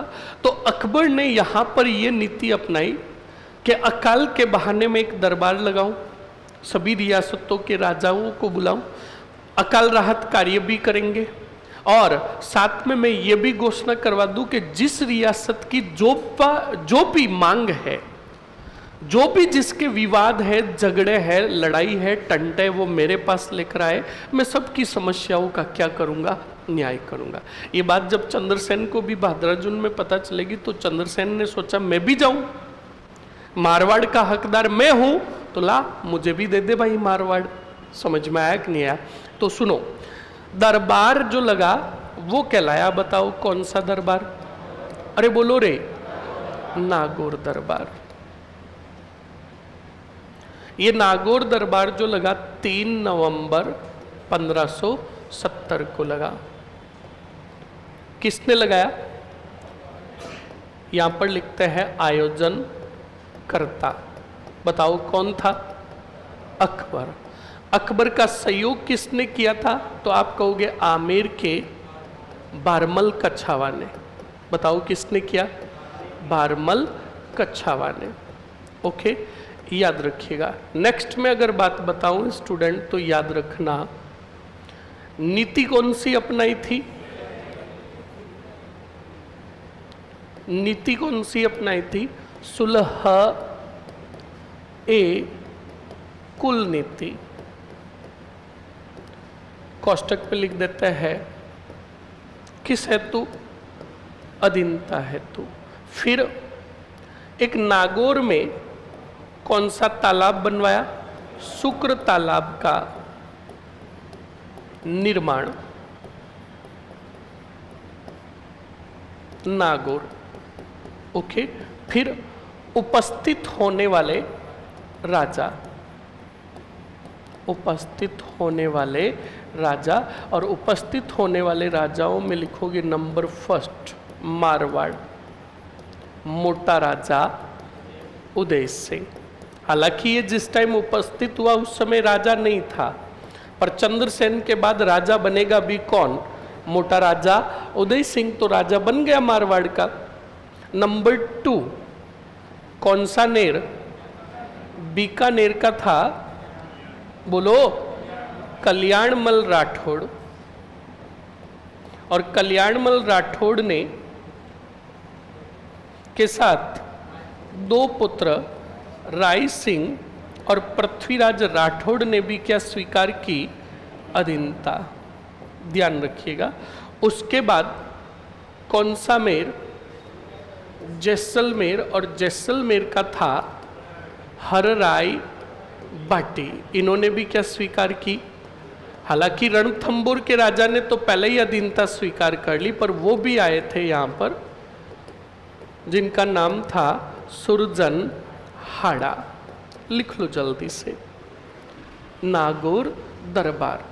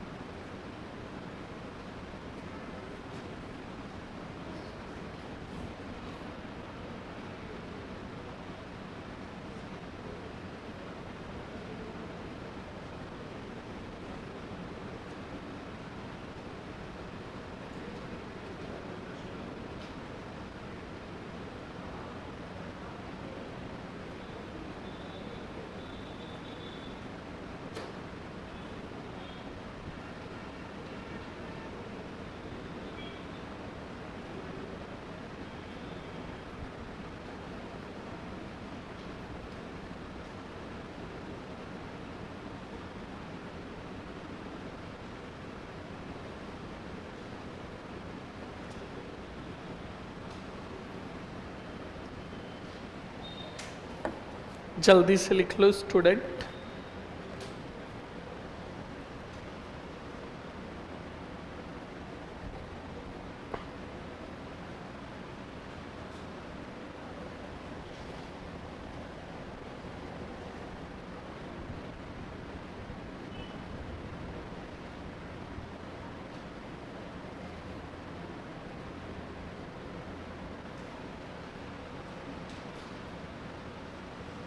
सर जैसलमेर का हर्राई था या हर्राज?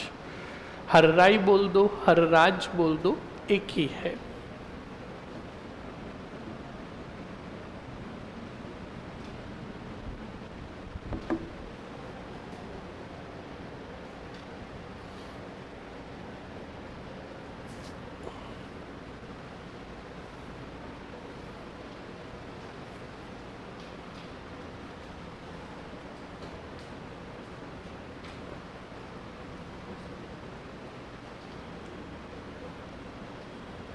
लिख लिया? अरे लिख लिया, जल्दी से लिखो।